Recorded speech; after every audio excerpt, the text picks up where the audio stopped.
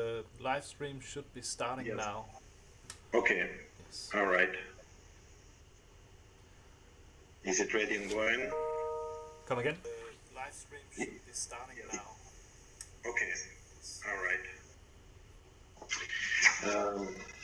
Okay, so I would like to open this PhD defense by Christian Buhl Sørensen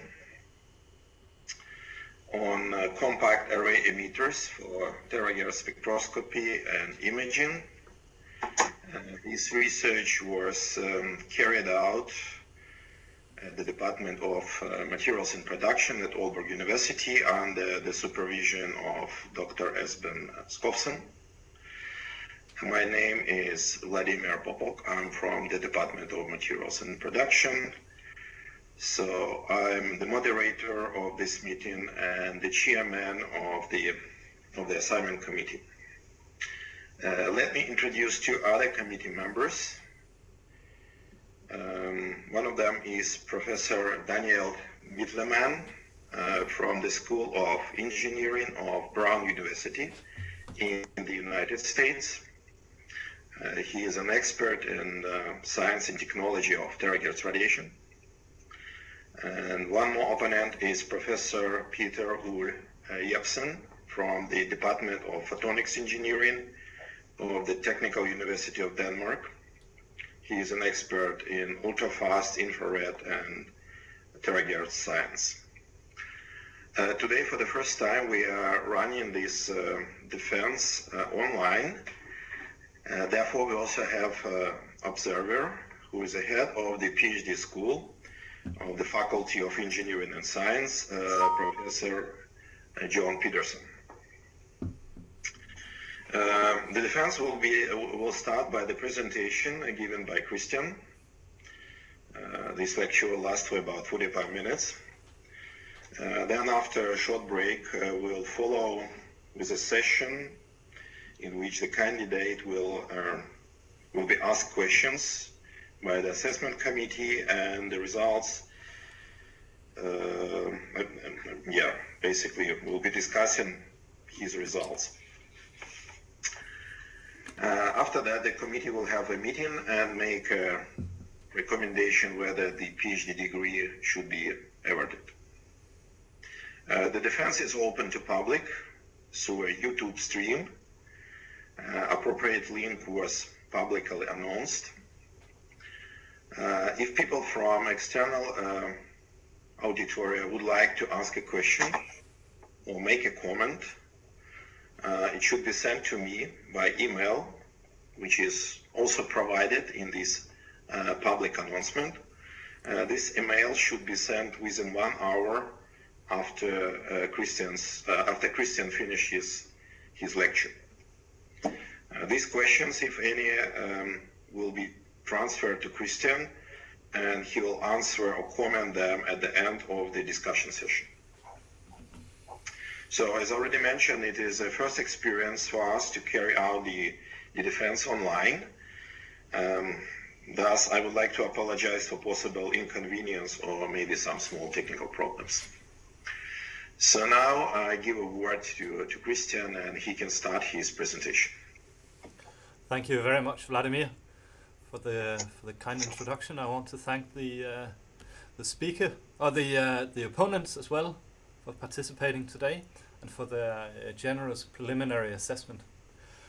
As Vladimir told, this thesis was titled Compact Array Emitters for Terahertz Spectroscopy and Imaging, and I've looked very much forward to present my work for you today. Now, again, as Vladimir told you, it's a live stream, so the opponents participate via Skype, and I publicly broadcast via YouTube, and I'm looking forward to see how this works. Questions, if you have any of a technical nature, must be addressed to Vladimir at vp@nano.aau.dk. There's a lot of supporting text on the slides, so I hope you can see through this and listen to what I have to say as well. I'll begin by telling you the outline of the presentation. So I'll start by presenting the context for this work, Secondly, the array emitter part, which is the core part of my PhD thesis, or the work that I've been doing. And then secondly, the plasma generation. I've done some work on plasma generation of terahertz as well. Sorry, Christian, can you share this screen for the Skype presentation as well? I'm not sure I follow. Can you share the screen for the Skype presentation as well? Because you're probably sharing only on YouTube. Yes. How about this? Yeah, that's fine. Perfect. Excellent. All right. Thirdly, finally, I did treat 3D printing of large reflective optics in the work that I've done, but I've chosen to leave this out for now to concentrate on the two main subjects.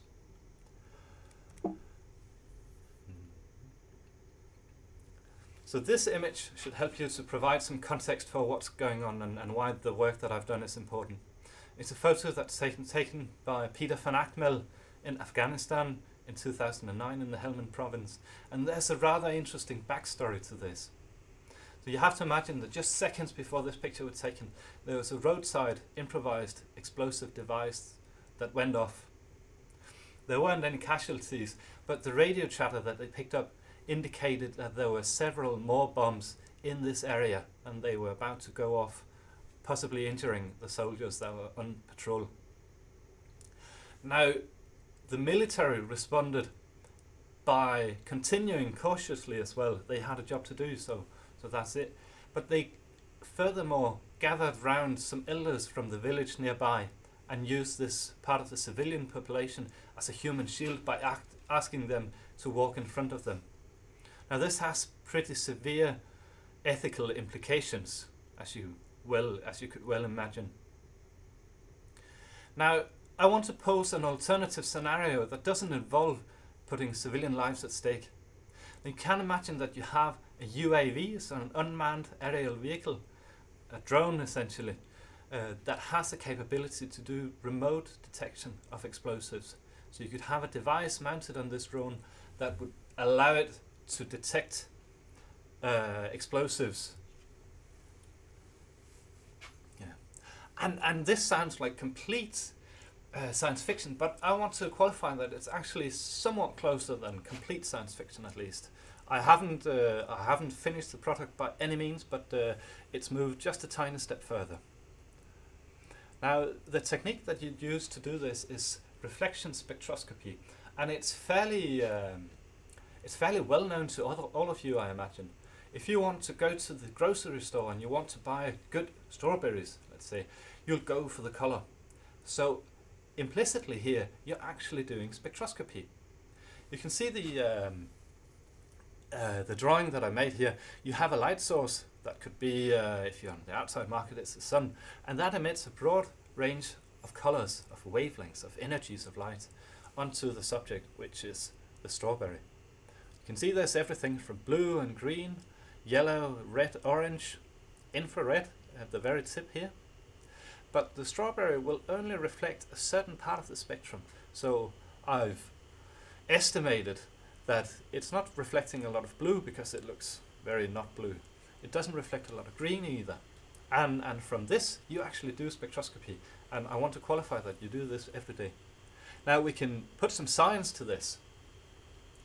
And Liu C in 2014 published this graph that shows the specific difference between a ripe and an unripe strawberry.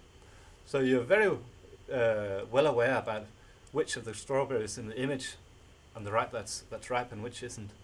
And you can actually see the difference. So if you follow the black line here, you see that's the unripe, or that represents the unripe strawberry, how much light is reflected from here as a function of wavelength. So 400 in the lower left hand side, this corresponds to blue, and then at 500 you start to get green, and then it becomes orange around 550. And you can see that the unripe strawberry reflects more of the green, which is exactly what we expect. Now, visible light doesn't quite cut it when it comes to explosives. So you have to imagine, or you have to take the entire spectrum into account, and specifically there's a part just in the center here called the terahertz range of the electromagnetic spectrum. So it has less energy than the visible light that you're used to working in, but it has higher energy per photon than the radio waves and microwaves that you're used to in this sense. Now this terahertz regime is really tricky to work with because you have it's simply too fast for electronics, so you don't have transistors and amplifiers that works. And on the other hand, it's too low energy for the regular optical generation where you rely on band gaps and electrons decaying, emitting photons. Now, to show you what terahertz can do, Popok has published this graph that shows the difference. The blue line that you can follow here as a function of frequency in the terahertz region is identifies an explosive called HMX or octogen, whereas the red line is a reference substance that's used in as a UV filter in sunscreen. So I want to tell you here, I'll provide you with my witness that you can have, or you have unique spectral fingerprints for a lot of really a lot of complex organic substances such as explosives and controlled substances. On the other hand, terahertz radiation passes fairly easily through leather and plastics and paper, these common packaging materials, so you can essentially see what's inside a package. I'm sure you realize why this is so clever. Now the technique that I've used, or that I've been working with, since it's so hard to produce, it's too fast for radio waves and it's too slow for optics, you have somewhere in between. So I've used what's called a photo-conductive antenna to generate the terahertz, and that's what I've been working to improve. And you can essentially say that it's like clapping with a laser. So you have a semiconductor substrate, which is the grey box that you see in the section drawing here. So we look at it as a cut through the device from the side. And you have bias electrodes on the top and the bottom that are connected to a voltage. And this means that you generate an electrical field in this semiconductor here. Now, not a lot of current is passing through here if you don't do anything else. But you take an ultra short laser pulse and impinge it onto or irradiate this central part here, and suddenly you generate a lot of free electrons, a lot of free charge carriers. And this means that you, within the time scale of the femtosecond laser, increase the transient current, or you generate a transient current that then radiates further out as a terahertz pulse through the substrate and through into the free space. Yes, this charge carrier density again decays due to charge carrier recombination and these effects, and this in turn quenches the transient current as well. Now the technique that I've used and that I've worked with throughout essentially all of the work that I've done here is time domain spectroscopy. And this is an alternative or a complementary technology to the frequency domain spectroscopy as you're used to, separating in colors or in wavelengths or energies. And what you do here is that you sample the terahertz electric field with another femtosecond laser. There's a few techniques for this. And this gives you the raw signal, so the raw electric field as a function of time instead of as a function of frequency. Luckily, there's a mathematical trick that we can apply. It's called the Fourier transform. And this allows you to take the temporal signal that you see in the left-hand pane and convert into a frequency signal that corresponds to what we saw with the strawberries, or with this with the HMX plot that I showed you before. So this is an example of one of my antennas, and you can see that it has frequency content above the noise floor from about 0 to let's say 1.2 terahertz or 1.5 terahertz. It should be noted that for all of these plots, if you're learned in the arts of terahertz, you will not be impressed by the bandwidth that I've fabricated here. And this is mainly due to the substrate that I've used. To save money, we use semi-insulating gallium arsenide instead of more advanced and better substrates, essentially.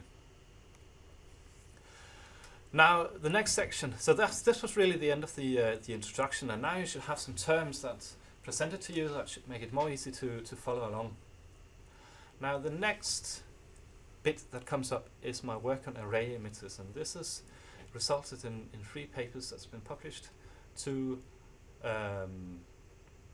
that's directed towards the RRMMW Terahertz conferences in Paris and in Nagoya, and a novel, or a very recent one, that's published in JOSA B. The enabling idea and the fundamental idea for the entire project that I've been doing is gradient index lenses.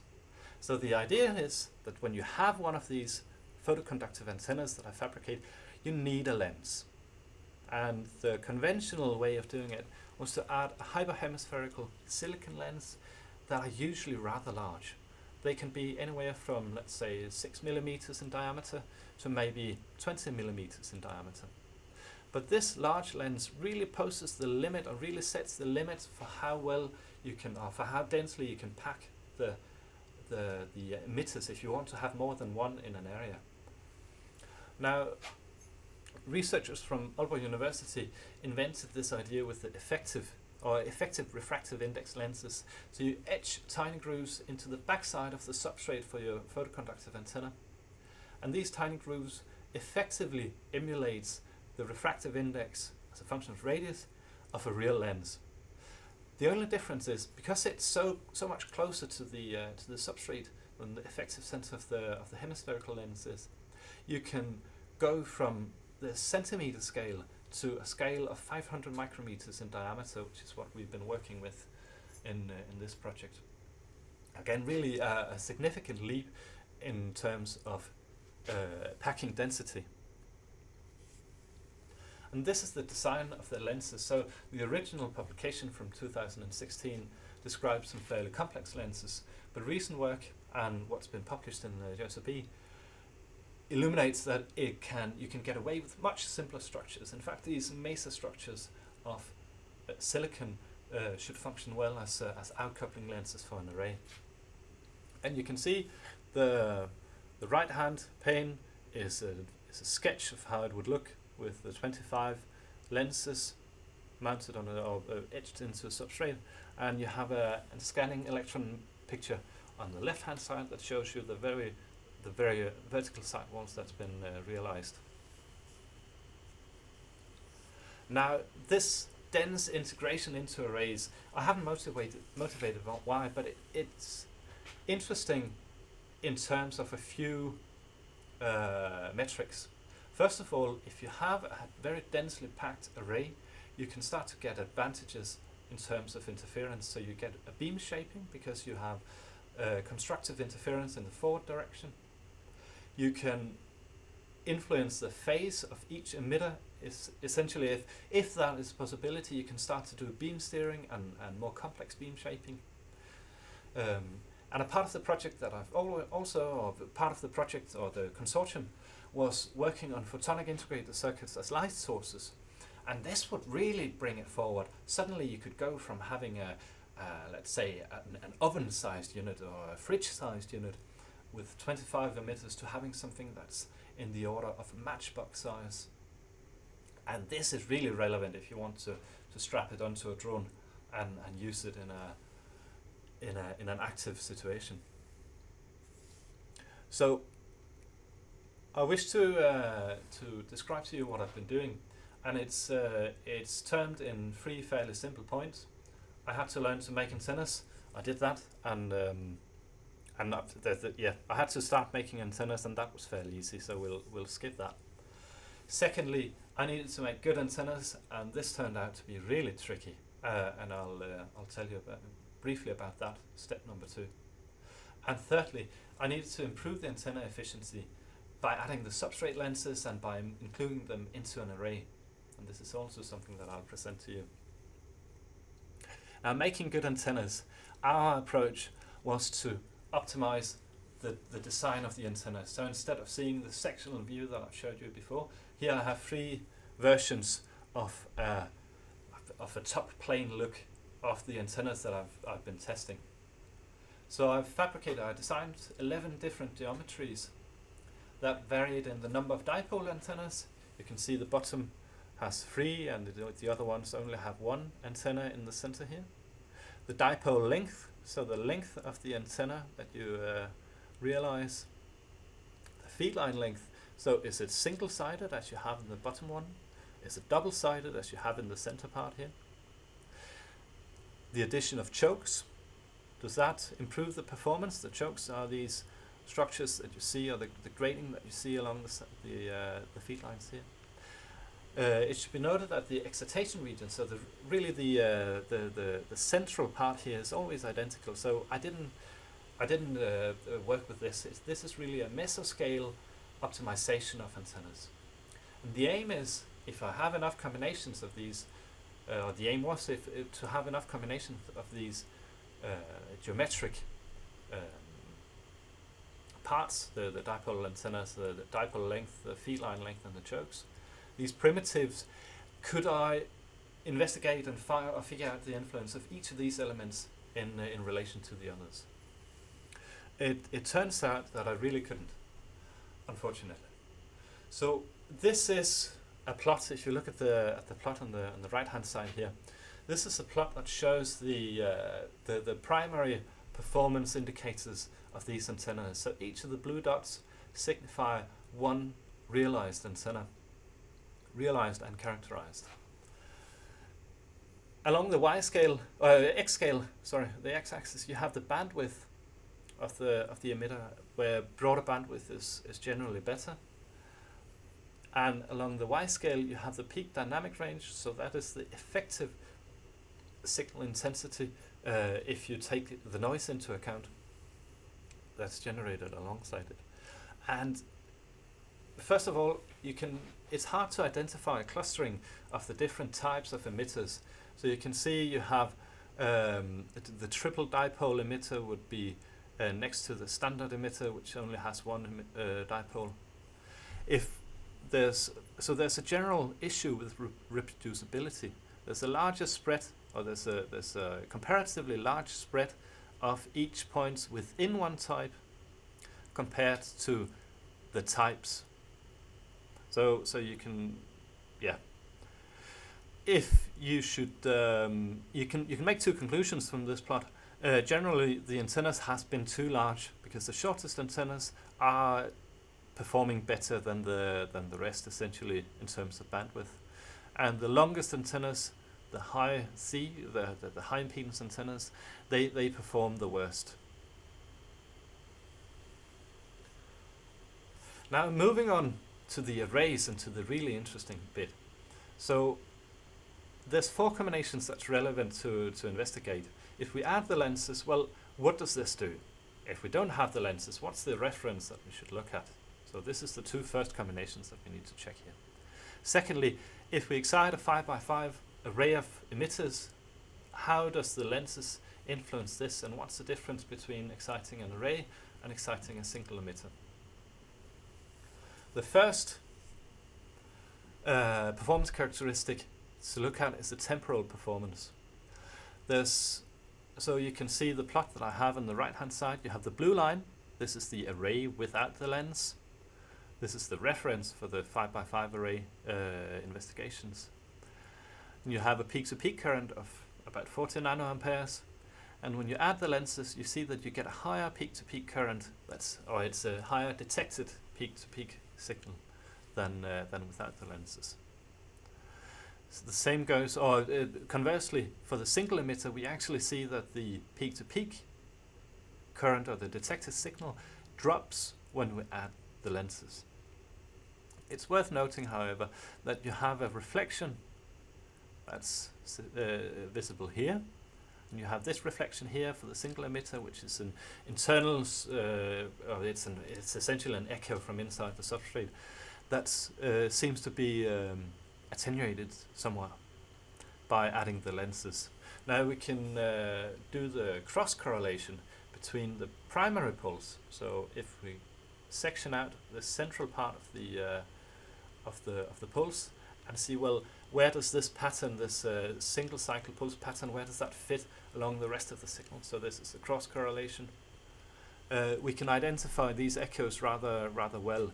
Now this, as a comment to the opponent group, this has been improved compared to the data analysis that's shown in the thesis.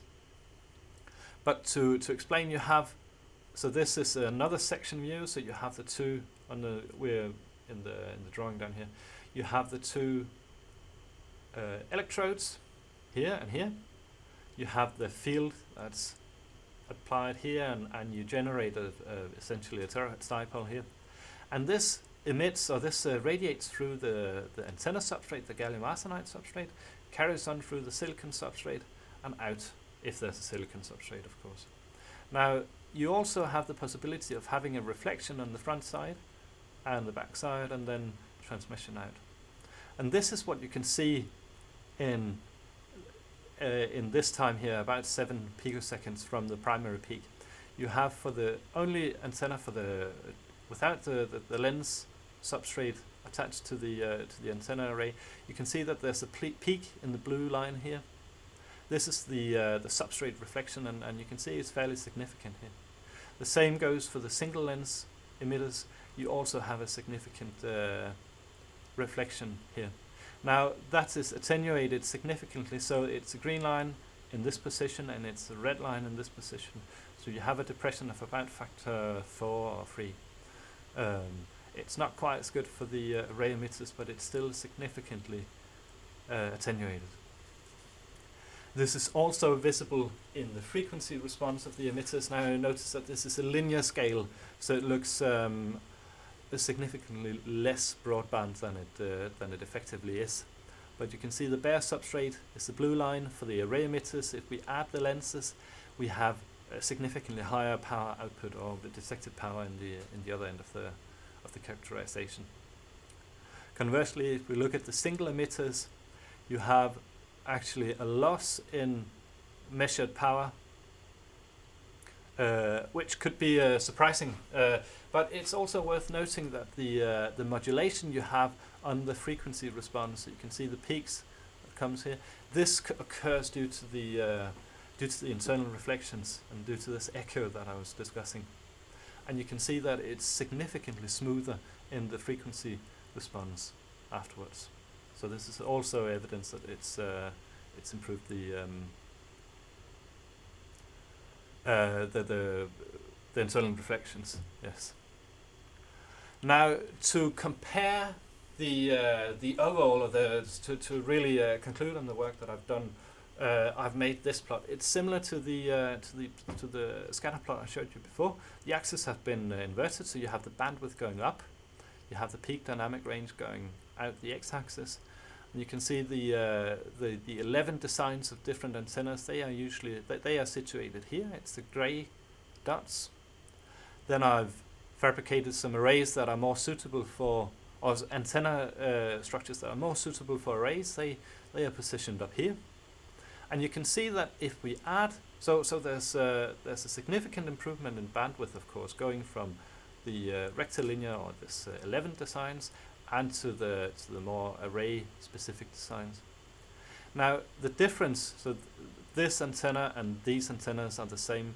The difference is that I've performed backside thinning, so the substrate has been ground down to be half the thickness, and that has improved the performance rather significantly. You can also see that the lenses, adding the lenses, improves the performance parameters. It's not straightforward which of them. So for the single lens, you can see that it improves the bandwidth at the expense of peak dynamic range. On the other hand, the lenses improves the peak dynamic range at the expense of some bandwidth for the array emitters. The arrays also improve the signal intensity, or the effective signal intensity, but this is done at the cost of bandwidth. Yes. Moving on, the next part concerns itself with terahertz emission from 2-color plasmas. This is published, or this has resulted in publications in optics letters. That's just been published just now. That's just been accepted, at least. And a a presentation at the IRMMW Terahertz conference in Paris as well. Now, this is more fundamental, and it concerns itself with two-color plasma generation of terahertz. So it's a technique, it's a brilliant technique to generate very high intensity fields of terahertz. You have a chirped amplified pulse of 800 nanometers light that's passed through, that's focused with the lens here, it's passed through a beta barium borate crystal, and this generates a second harmonic signal that's mixed with the 800 nanometers. You focus this very intense light into a spot, and this generates a plasma filament. This plasma filament in turn generates terahertz, which we're really interested in. It generates infrared and visible light as well. And we need to filter this out. We need to remove the infrared and the visible light to really know that we're only dealing with terahertz. What's usually done is to add a high resistivity silicon filter in front of, or just after the plasma, or somewhere in your setup, to remove the visible and the IR radiation that's generated. Now, there's been a significant body of work describing the emission profiles of this radiation, this terahertz radiation from two-color plasmas. Here's a figure from a paper by Blank and Roskos, where you see this donut-shaped power density, or this donut-shaped emission profile. A researcher named Yu developed a rather elegant model that relies on constructive interference in the forward direction, and shows very simply that you do expect to see this ring-shaped intensity. Now, this work was motivated by the fact that they'd been working that in Bordeaux, where this was started or worked on, they'd never observed this conical emission. Now, what's worth noticing, and this is a picture taken with my phone in the setup in Bordeaux, you have this plasma filament here. So it's a really bright dot of it's essentially a spark that's in midair, and this propagates forwards, and you have a lot of light. So this is a waste light that's forward propagating from the plasma filament. And it's worth noting that a silicon filter will may be influenced by this light. So essentially similar to what you saw with the photoconductive antennas, that you generate free charge carriers. So I had to investigate, or I wanted to investigate, what influence this had. This required finding an alternative filter, and I settled on alumina. So it's aluminum oxide. It's a ceramic. It has a very high ablation tolerance, and that was actually the initial reason why we purchased such a filter. It's furthermore also an excellent scatterer of visible light, so it's completely opaque but white. And unfortunately, it has a mediocre terahertz transmission, as you can see in the plots on the right. So you have a significant absorption even from 2 to 3 terahertz. Now, to follow along with the work that's been done previously, it was important to test with an incoherent detection setup. And we chose to use a Golay cell. So you can see, you can identify it's the same setup as I outlined before. You have the pump beam coming in, the very high intensity 800 nanometers. You have a lens. You have the BBO crystal, and then you have both the omega, so both the fundamental and the second harmonic. You generate a plasma, and this radiates terahertz as well as a lot of other things.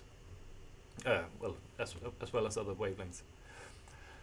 Now there's two configurations that's relevant. If you have the ceramic filter in front of the silicon filter, so the silicon filter is the black one here. So this is the first case, what happens when we protect the silicon filter.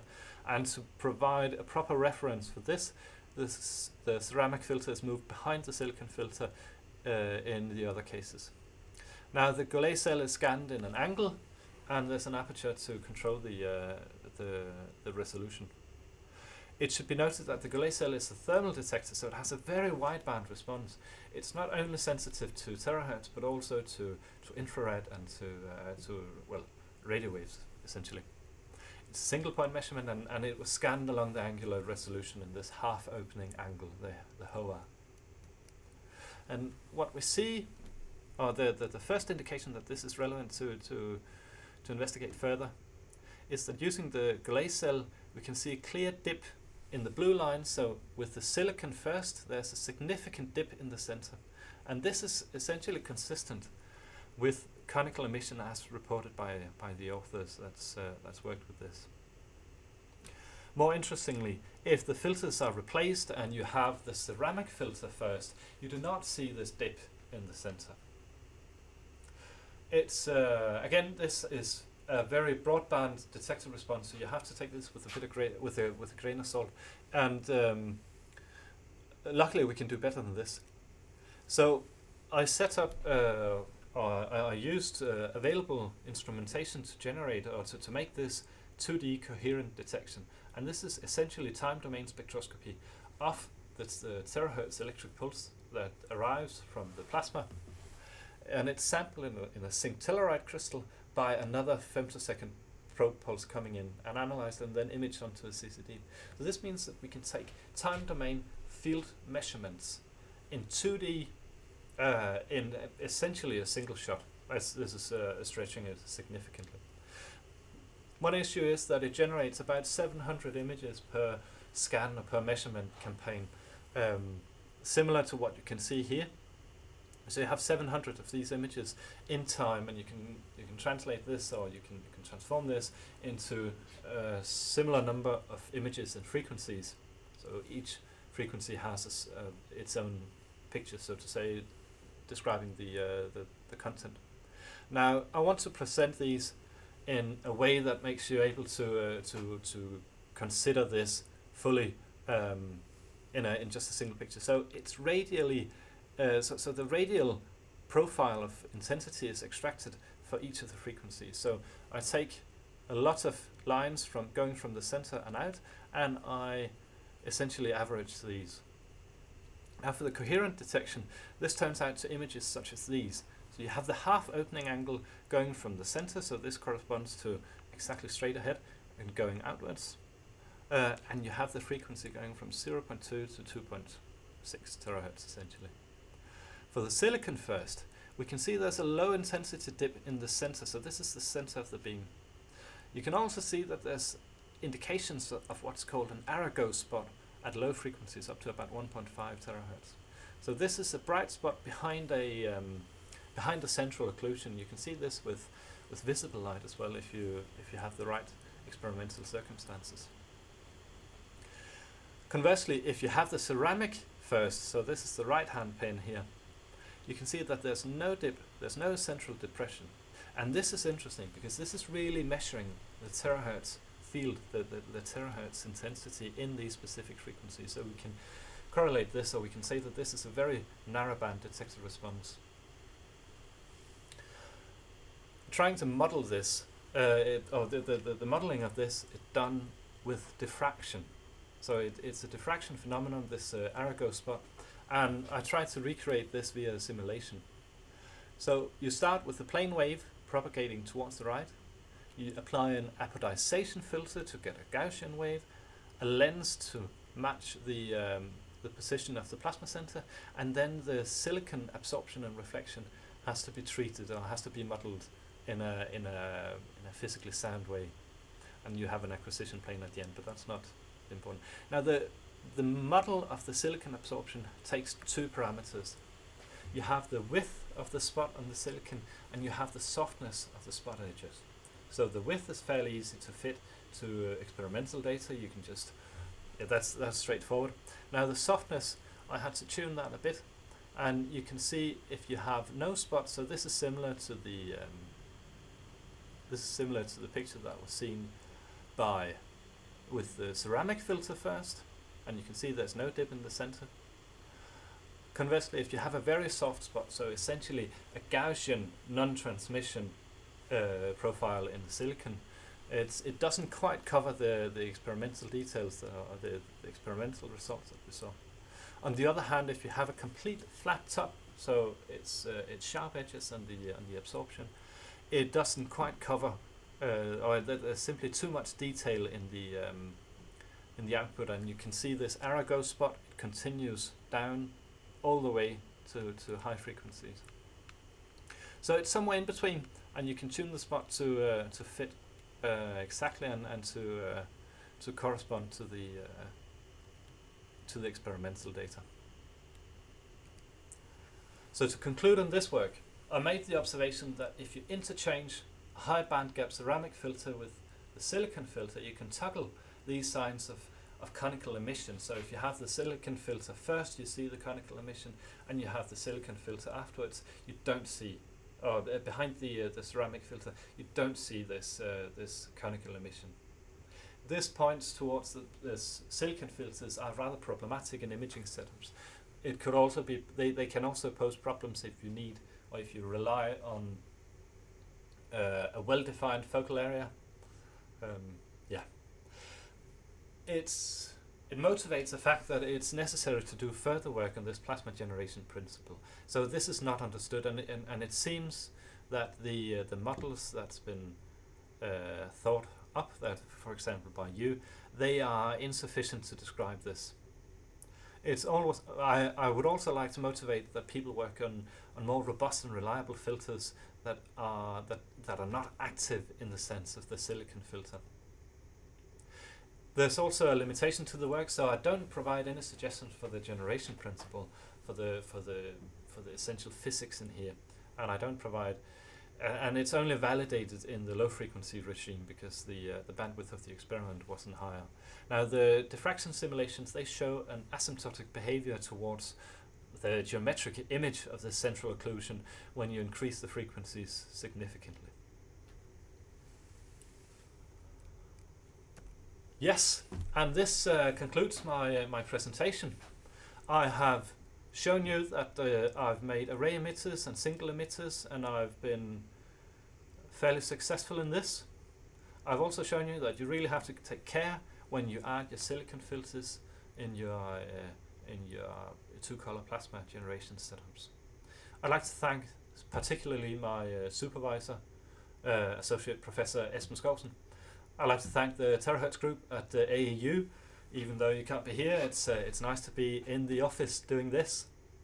Emmanuel Abraham as well, from Loma in Bordeaux, for helping me and for supervising me while I was working there. I've been funded by the Independent Research Fund Denmark and the LAFIA 2019 research grant. Thank you very much. I look forward to your questions. Yes, exactly. Thank you very much, Christian, for your presentation. I suggest that we can make a short break now for about maybe 5-7 minutes and start again at 3:20. Excellent. Yeah. Is it okay for the other committee members? That is perfectly okay. Yes, Okay, good. 5 minutes. Yes, Just fine. Good. Then let's just have a short meeting. Short break. Yeah.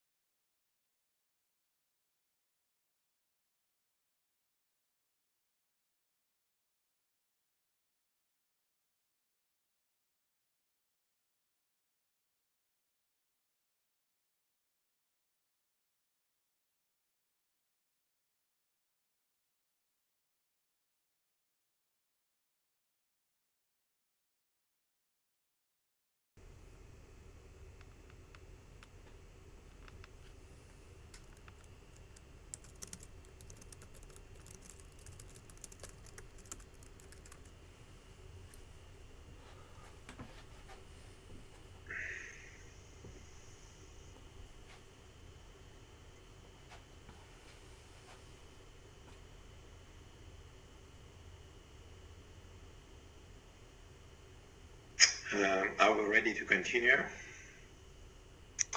Yes, indeed. Whenever you like. Okay. Yes, ready? Peter is there. Daniel, are you there? Yes, I am here. Okay, great.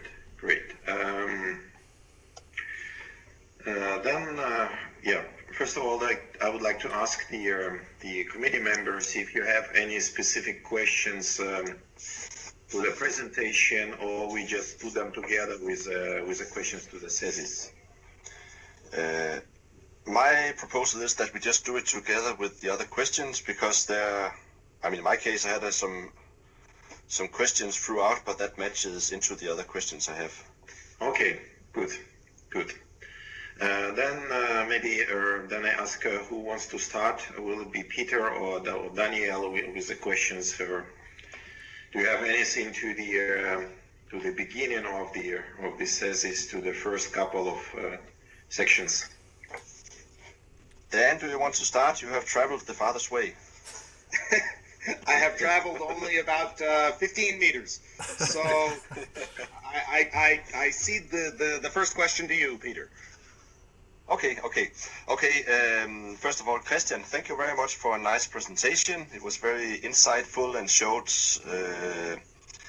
in a good and nice understandable way what you have been doing. Also, congratulations on your thesis. I think you have written a thesis that is easy to go through, contains a lot of information, and I think it's a very nice result of a PhD project.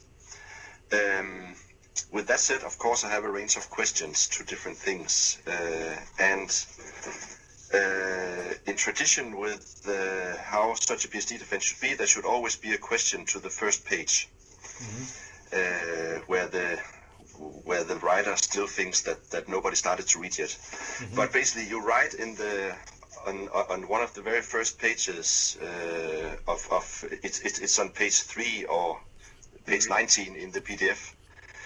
You write that the major obstacle to detection of hidden explosives is the signal budget. Of course, linking to that you want to develop these antennas with more output and more bandwidth and all these things. But I would like to challenge that a little bit. Is it actually with current state of the art, is actually the signal budget, is that really the limitation to whether you can detect hidden explosives? I think you should. I know what you're fishing for here. So you have excellent systems, excellent spectroscopic systems with inherent link. So you can have 120 dB of signal intensity of dynamic range, which is amazing from a technological standpoint. It's a really tricky problem that you're trying to deal with. So I think for the 120 dB that you can do a lot with this, but it's also really challenging that you only have specular reflections of samples. So I mean, if you have a completely flat polished sample that's oriented correctly, then it's much easier to detect than if you have a lump of explosives that's placed in a plastic bag next to something.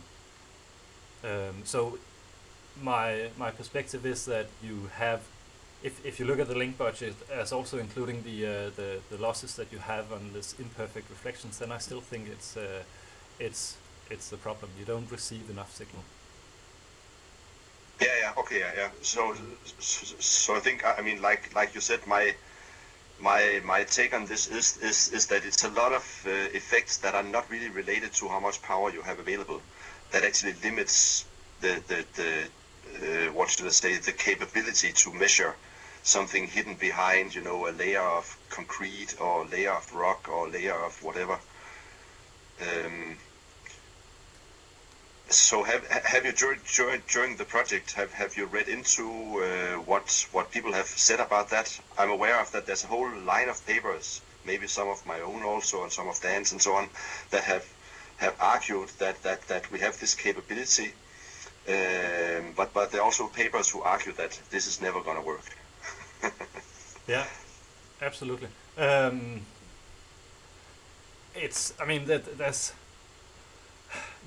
not something that I've worked on. It's a very obvious flaw in the technology or in the prospect of the technology that you can also just wrap it in tin foil and then you're essentially done with the terahertz system altogether. So it's presented as a context for this project. I don't think it's so. My personal opinion is not that you'll end up having this system mounted on drones everywhere in the coming years. I don't know if I make my distinction clear enough in this sense. So it's the context of the project. I think I should limit it to that. Yeah, that's fine. Okay. May I follow up? Yes. Sure. Oh. So I think, Christian, I agree with you that the prospect of mounting systems like this on drones is, well, let's say it's not the easiest of the possibilities that are presented for this technology.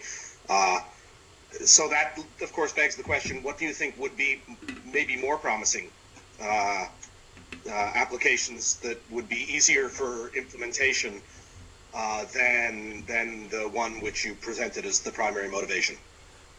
I've seen excellent results for checking paint thickness or lacquer thickness in cars. There's some nice applications shown for cover or coating thicknesses on tablets in the medical business. Thickness measurements of paper and cardboard. I think there's everything industrially related that's dry essentially because of the water absorption. I think there's a lot of potential for the technology, especially for the time domain spectroscopy. Okay. That's on the top of my head, applications that I find particularly interesting. I'm not sure if you asked for the applications for the technology or for possibilities of explosive detection, but yes. Well, you presented the explosive detection as sort of a primary motivation, and I think it's always valuable to have, don't put all of your eggs in one basket, and to think about other motivations which would require the same technology research that you presented, right? Yeah. All of the things you just mentioned, the tablet coding measurements and so on, those would also all require more bandwidth, more dynamic range in the measurement, better antennas, etc. Yeah, it's also essentially a drop-in replacement into like a security scanning in airports or for controlled substances or knives. I mean, it could be applied in this sense as well, and this is very close to the explosive detection, but more in a more controlled environment, at least.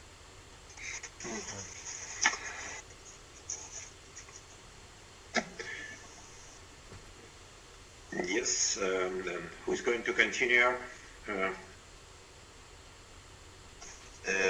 Well, I can say that my next question is about is in chapter 2 about generation and detection. Yes. Where I wanted to discuss a little bit the air photonics stuff, or the transient photocurrent model and all these things, where you show nicely where you show this example in figure 3 on your page 12, where you have in the top panel you have the single color and the two colors, and then you can see that you get these different superpositions of the two colors and all that stuff.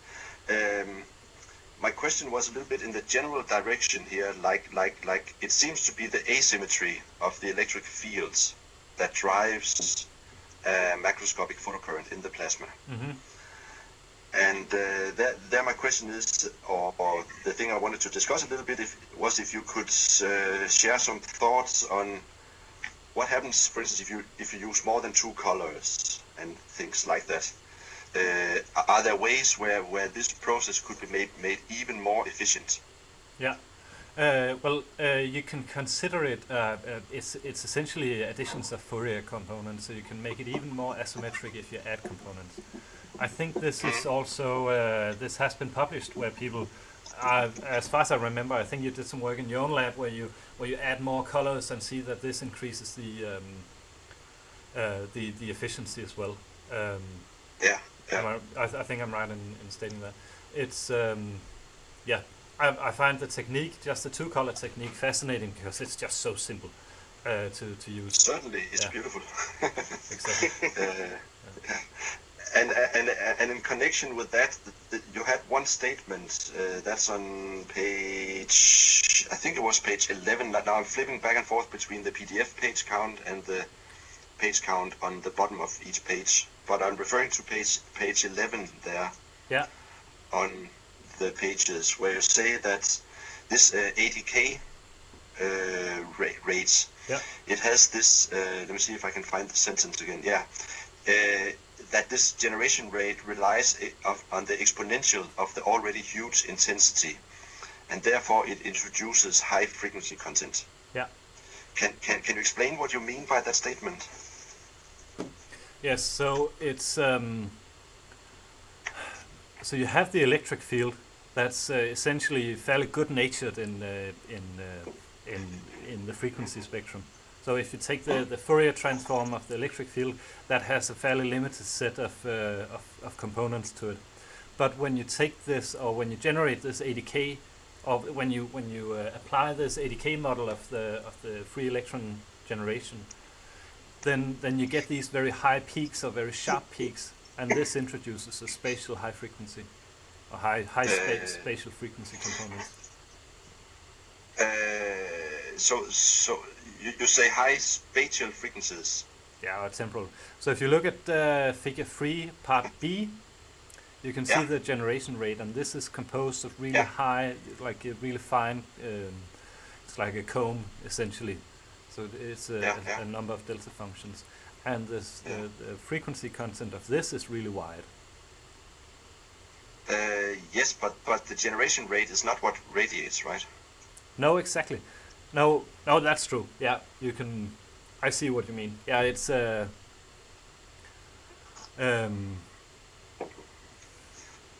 yeah. No, that's a. I see what you mean. It's a poor formulation in the text in this sense. Okay, I understand what I think you mean, but basically my point is that what really matters is if you look on your figure 3, panel C. C? Yeah. That is the electron density, the integrated electron density as time, as function of time that actually matters there, right? Mm. And there the sharper the generation rate is, the steeper these steps on that curve are. Exactly. But then it's the product of that electron density curve times the driving field, right? Exactly. So the density curve can be as steep as you want. It doesn't change the frequency content. No. Yeah. But actually, that's actually something that just pops into my mind now. So it's not a question that I planned to be the evil examinator. The third harmonic generation that is also observed in this process, like in your last panel E. Yeah. Is that actually due to the steps in the electron density curves, or is that due to the asymmetry of the driving field? That may be a very simple question, naive question. I don't really know. It may be. No, it's a mixing process. It's well, you can say that it's asymmetry that creates this, but it's this is just from a signal processing point of view. Yeah. All right. Thank you. Dan, do you have any chapter 2 questions?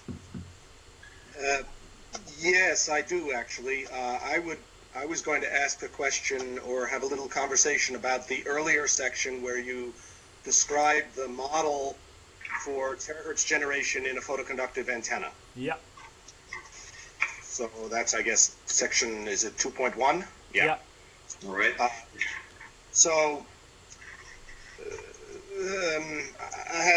I think the model that you're using, I think you described it as a one-dimensional model, so it's clearly a bit of a simplification.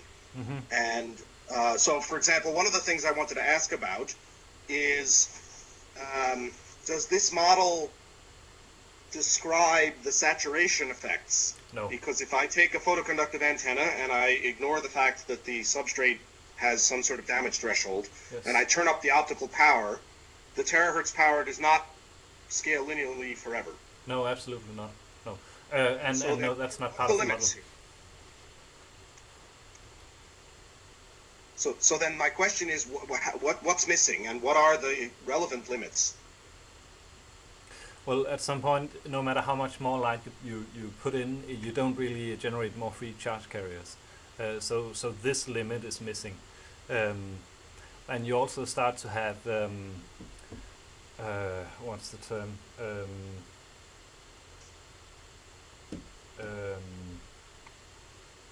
Or the electrons that you generate essentially interact with themselves to lower this effective electric field that they see. So that's at least two mechanisms that limit the high intensity performance. Right. So then what about if we were to keep the optical field, the optical intensity fixed, but then raise the DC field? Again, the model shows that everything should increase linearly with the DC field. Again, what's the limiting case there? I mean, you have a dielectric breakdown of the substrate and the air surrounding it as the ultimate limit, at least. And so then, of course, an important question is, in the experiments that you did, are you exploring any of these limits, or are you really limited? Are all of the experiments kind of restricted to the linear regime? And how do you know?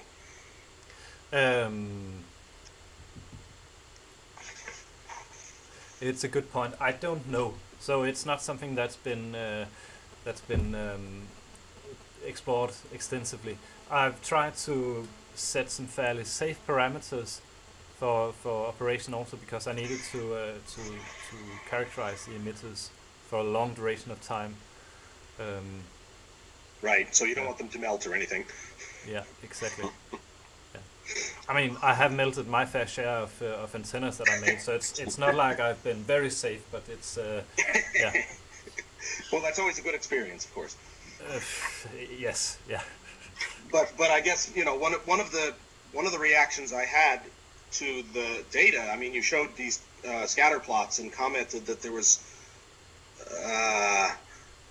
a significant, it wasn't easy to group things, to group antennas of a similar performance. And one of the first things that occurred to me was, if you're on the edge of the linear regime of behavior, of performance, yeah, that's true.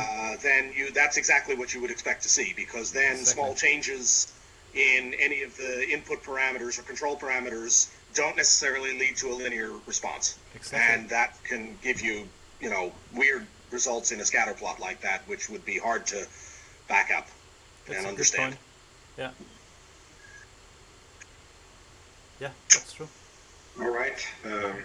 Should we move then on, or is any questions to the section 3? Yeah, a couple. Dan, do you want to start, or should I start, or? Chapter 3, or are we still on chapter 2?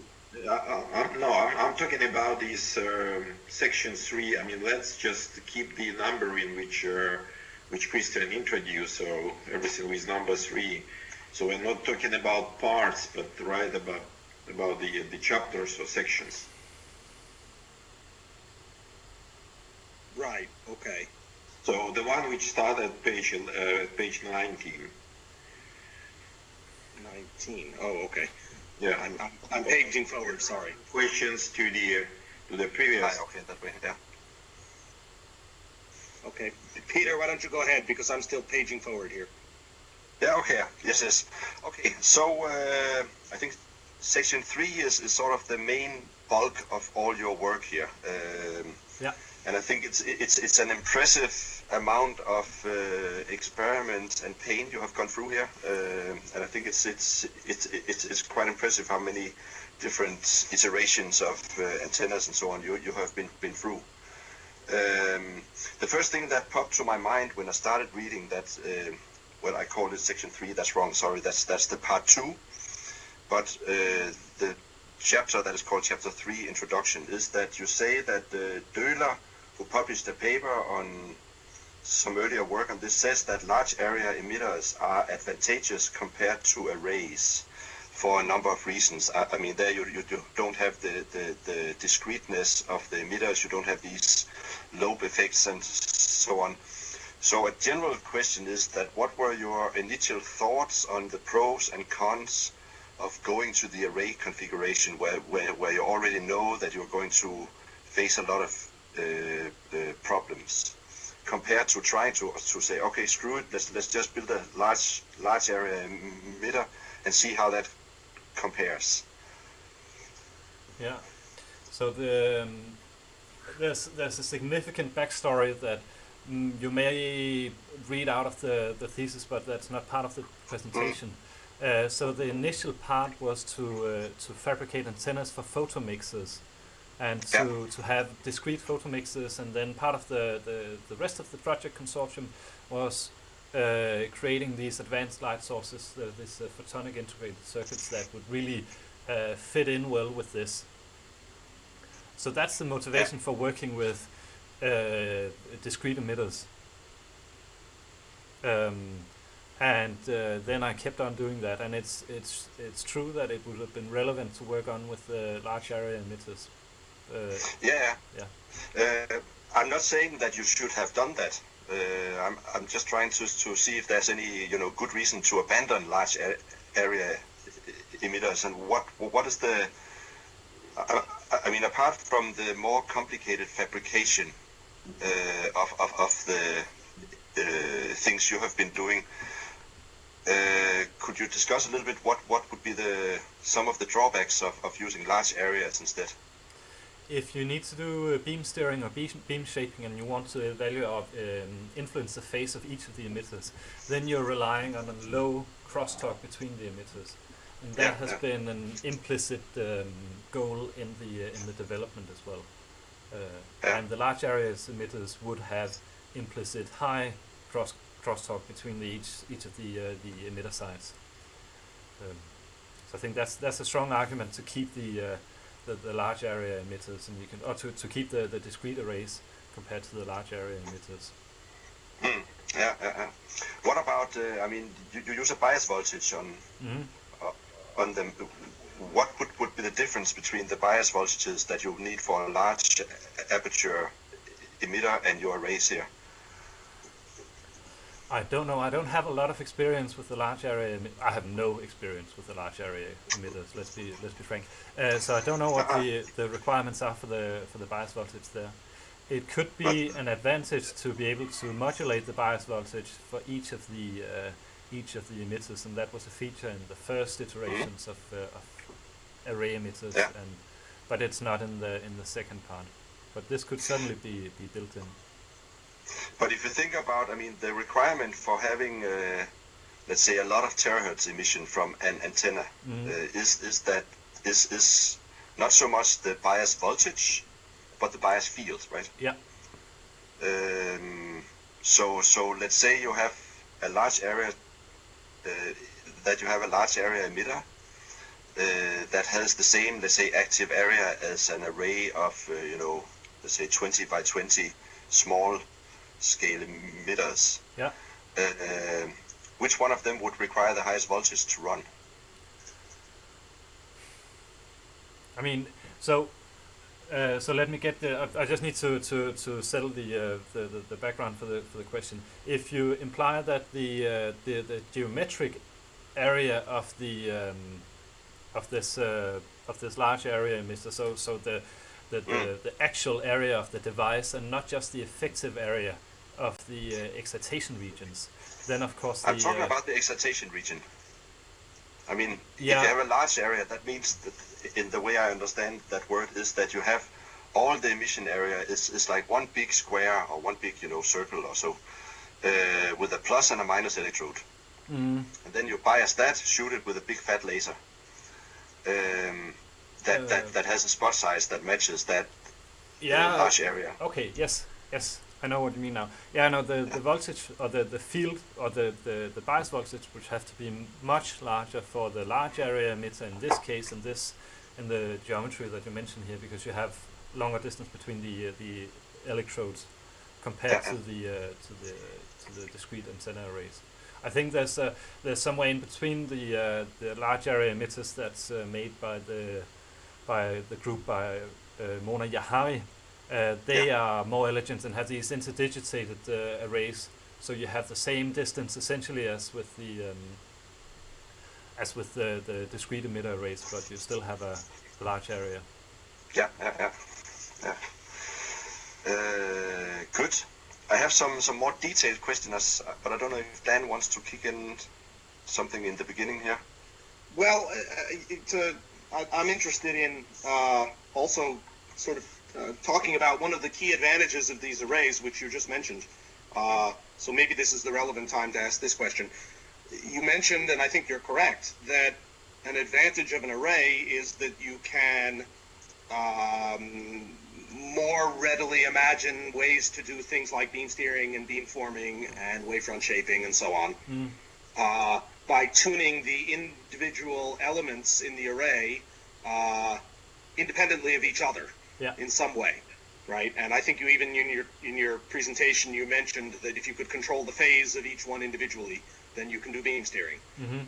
So how do you do that? Control the phase? I mean, yeah. What would be ways to approach that problem? I know it's beyond what you actually did in your thesis, but it must be something you thought about. Yes, absolutely. So the starting point with the continuous wave emitters, with the photomixers, was to build this phase control into the light sources, and there you can define an offset in this beat node between the two, let's say 50 nanometer inputs, and this will give you the phase essentially. If we discuss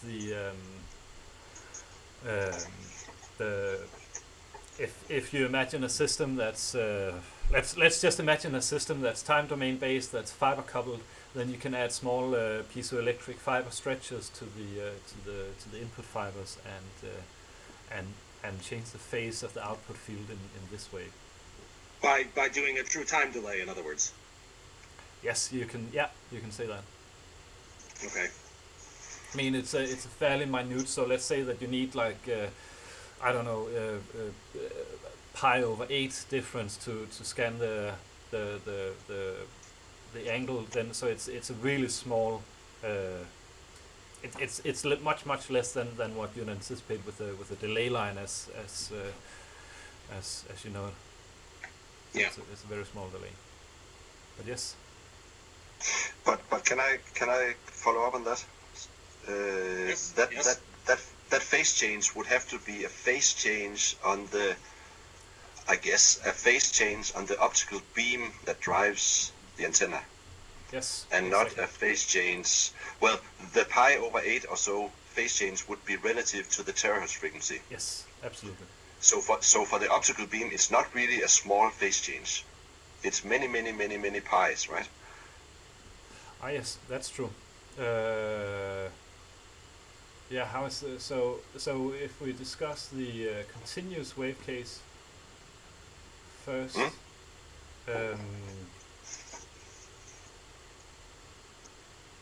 yeah, that's true. You need to move both you need to move both of them significantly. Yeah. Yes, that's true. But I guess people from photonic integrated circuitry, they must have ways of making phase shifts to their waveguides. Yeah, I think the conclusion was that it was tricky but possible. Yes. Yeah. Let's. I think we should put the responsibility of that on their shoulders. Yeah. That's a cheat somehow, but okay. Yeah.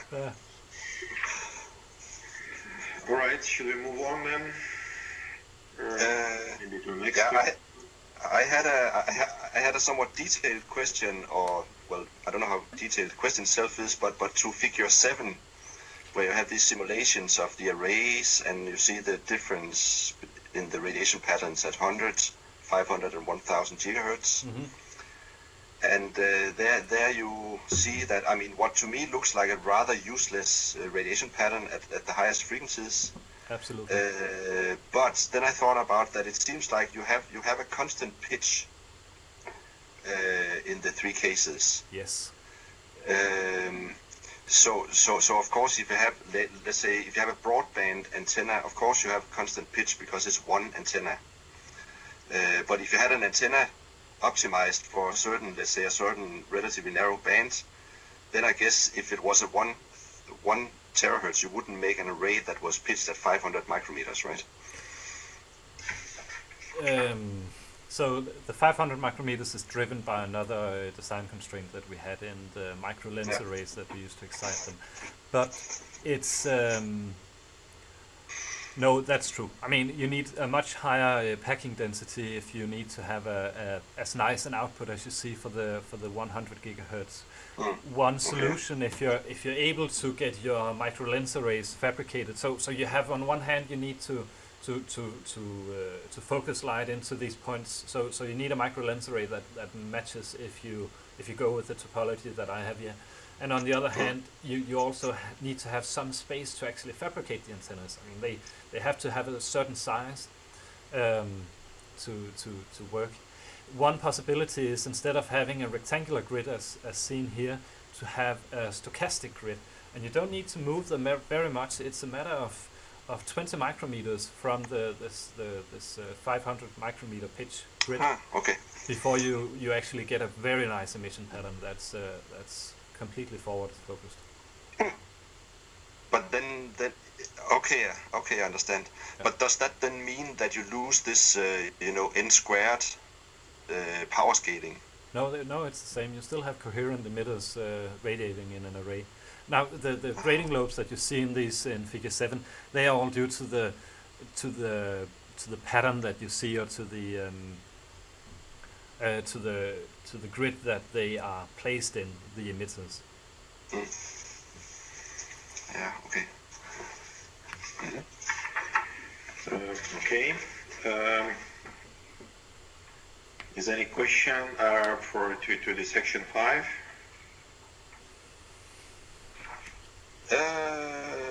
No, not specific. Maybe just to clarify, if understood, I think I understood it better in your presentation.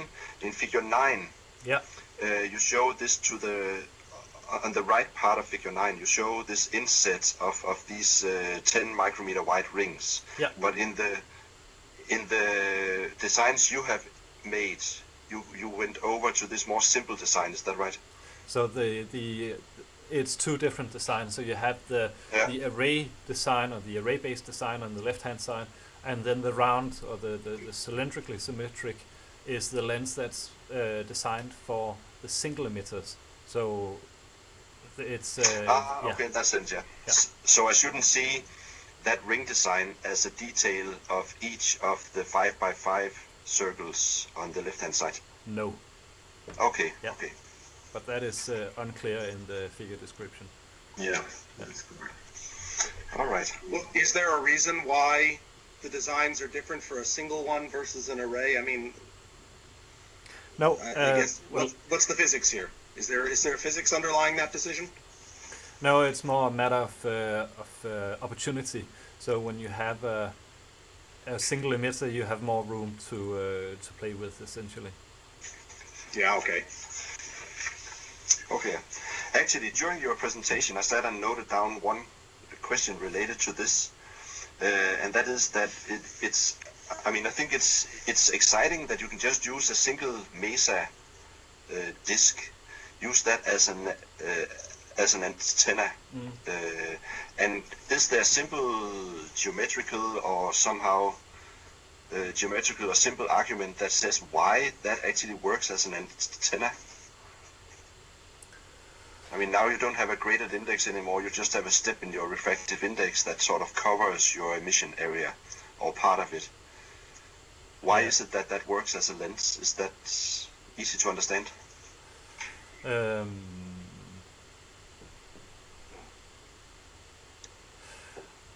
I don't know. That's not. I've worked very little with the lens design. You can imagine that it's still the coarsest approximation you can make to a lens. Yeah. So And what I see it. Go ahead. I was just going to ask, should I think of it in the same way that I think of a narrowband anti-reflection coating? You know, it's sort of a quarter wave layer that in impedance matches to free space. The simulations that Thomas Søndergaard made, they indicate that it's more a matter of the substrate thickness. This corresponds to this narrowband anti-reflection coating. So not necessarily with the edge depth of the lenses, as far as I remember. Okay. All right. I have a small question actually to the beginning of section 6, or on the page 26.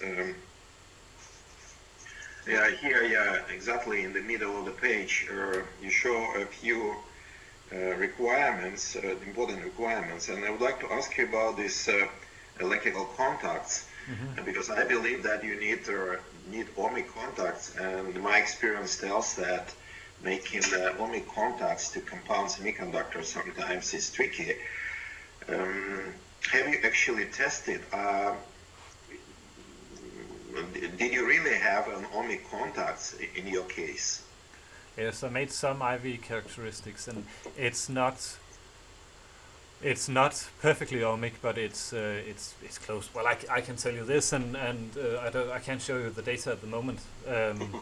Yeah, so I can tell you what you want to hear, of course, but it was unproblematic at least, and the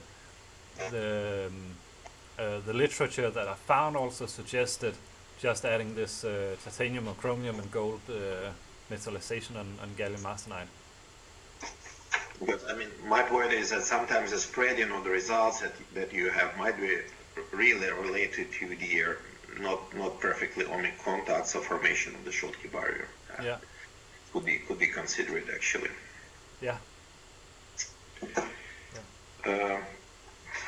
Yes. Let's maybe then move on. It should probably be noted as well that the reliable electrical contact here is improved. I mean, it's also the macroscopic, so it's true that there's the connection to the substrate is important, but it's also the electrical contact from the power amplifier all the way down to the wire bond, you mean? Exactly. Implementing wire bonds and implementing an easy contact to the wire bonds has been a primary concern as well. Maybe there's just some then also related question, because on the page 31 you mentioned the gallium arsenide, which you expected to have semi-insulating, but there was some kind of problems that you measured the resistivity and found out that it's probably doped. Or can you comment on that? Could you specify? It's the top of page 31. Top of page 31 when you're... Yes. Okay. No, this what I described there is a brain fart on my side. So I had completely wrong scaled conductivity when I did the simulations that's shown in this section. Yeah, so, because when I recalculated, I'm getting there 0.1 ohm centimeter. Yeah. So it's just to motivate that. I added this dielectric spacer, this silicon dioxide spacer, and that has been and that was essentially unnecessary or useless in this respect. But I needed to motivate why I'd spent so much time messing around with this. Yeah. Okay, good. What will be the next question then? From Peter or from Daniel? I had something related to starting at figure 12 and then going on to figure 13 about the first Terahertz pulse you saw, but actually some of the features you see in the structure about these very low frequency oscillations. and that in relation to the design that you show on the first generation figure 13. And I know that this was not the final one, Yeah. but there are some of the design features that are repeated on the next generations that I wanted to talk about. And basically, the thing that caught my eye was that the contact electrodes that you use in figure 13 on the left side, I mean these two big pads on the top and bottom, Yeah. that are a couple of millimeters wide and long and so on, they seem to be parallel to the emission dipole. Yes. That's a And good they point. are some 10 millimeters long, the whole thing. So if you scale with the substrate refractive index, could it be that actually it's that whole structure that emits that very low frequency thing there, because it's parallel to your dipole? I see, yes. That's a very good observation. Yeah. I was going to actually say the exact same thing because we made that same mistake quite some time ago. But yes, those big, huge, sort of 50 picosecond cycles are indicative of a big, huge dipole somewhere. Yeah. Yeah, and that is also somehow consistent with the fact that you say that you have these terahertz hotspots, which are the closest points to those big pads, right? Yeah, so it's actually the coupling from the from these to the contact pads that's optimized there. Yeah. Oh yeah. Could be. But maybe in relation to that, could you explain in more general terms also, because that's something you don't write so much about in your thesis, is that in this initial design, but also in the later ones where you get more advanced, you have some different design elements. You have the chokes, you have the general geometry, whether it's slanted or not, and so on. Can you say some words about how did you design these different elements? Like the choke, for instance. As far as I know, a choke is something that has it's basically a bracket grating. Yes, exactly. That has a certain reflection band. And how did you design this so that it works, that it's supposed to work together with a broadband antenna, for instance, and whatever other considerations you had? Yes, absolutely. So the let's start with the chokes. That corresponds to a quarter wave bracket grating, as you say, essentially. So it reflects and keeps the intensity in the excitation center. And it's also, I should say, it's specifically narrow band. It's inspired or taken, I guess, from a publication by Duffy in 2003. Yeah. Where they show but this is for photomixers, so it's more relevant, and they're able to show a less significant decay of the power as they go to higher frequencies, but still it's really narrow band emitters. So this was designed when I was still aiming for narrow band emitters. So this okay. So I don't try to make these broadband. The same goes for the dipoles. They would also essentially impose a specific wavelength. They're not quite as narrow band as the chokes, but they still motivate or radiate a specific wavelength, similar to the discussion we just had on the large pads. It's also what I can see, or what I can conclude from this the scatter plot that I showed in the presentation, that the short chokes, they generally have a higher bandwidth, or they generate radiation at higher bandwidth than the longer ones. Okay. So is there good argument for why that is? For why a short choke has a higher bandwidth than a longer one? Yeah, the resonance of yes. So short antennas make high frequency, or they have a high frequency resonance. Okay. So you mean a short choke has a higher frequency or higher bandwidth? Higher frequency. Okay. Yeah. But also in terms of like you have in the figure we're talking about here, number 13, you have two choke elements on each side. Yeah. And So when I'm thinking about, Bragg gratings or Bragg stacks, I'm used to thinking about that the more elements or the more exactly. the more periods you have in your Bragg grating, yeah, the more specific it is. The more well defined the for instance reflection frequency is. Absolutely. So is this something you have considered here also? Because I saw in some of your more advanced designs you had, what was it, four periods instead of two? Exactly. Was that chosen for a reason to have, let's say, a more narrow band design in the later stages, or why was that? Yeah, it's to ensure that I have as much effect as possible. So in this case, in figure 13, I can only fit 2 of these periods in the geometric constraints I have. I've chosen 2 for some reason, and for one of these 11 designs I just fit in as many as I could in the space that was available. Okay. Did you use some design tools for these antennas, or is it just by gut feeling that this looks good, so it must work, or? Somewhere in between. I don't have. I didn't use DPSS or this. What's the microwave solver? That's. We don't have access to this here. This is okay. Yeah, yes, we know what we mean. CST. CST, exactly. I have simulated simple configurations in COMSOL. It's a finite element solver, and I've gotten some useful results from this. That's the motivation for 3 dipoles instead of the 2 ones. But I didn't have the numeric capacity to fit in the entire antenna and get meaningful results from this. All right. Yeah. It's the measurements they are taken from this Duffy paper where they specify geometric sizes essentially.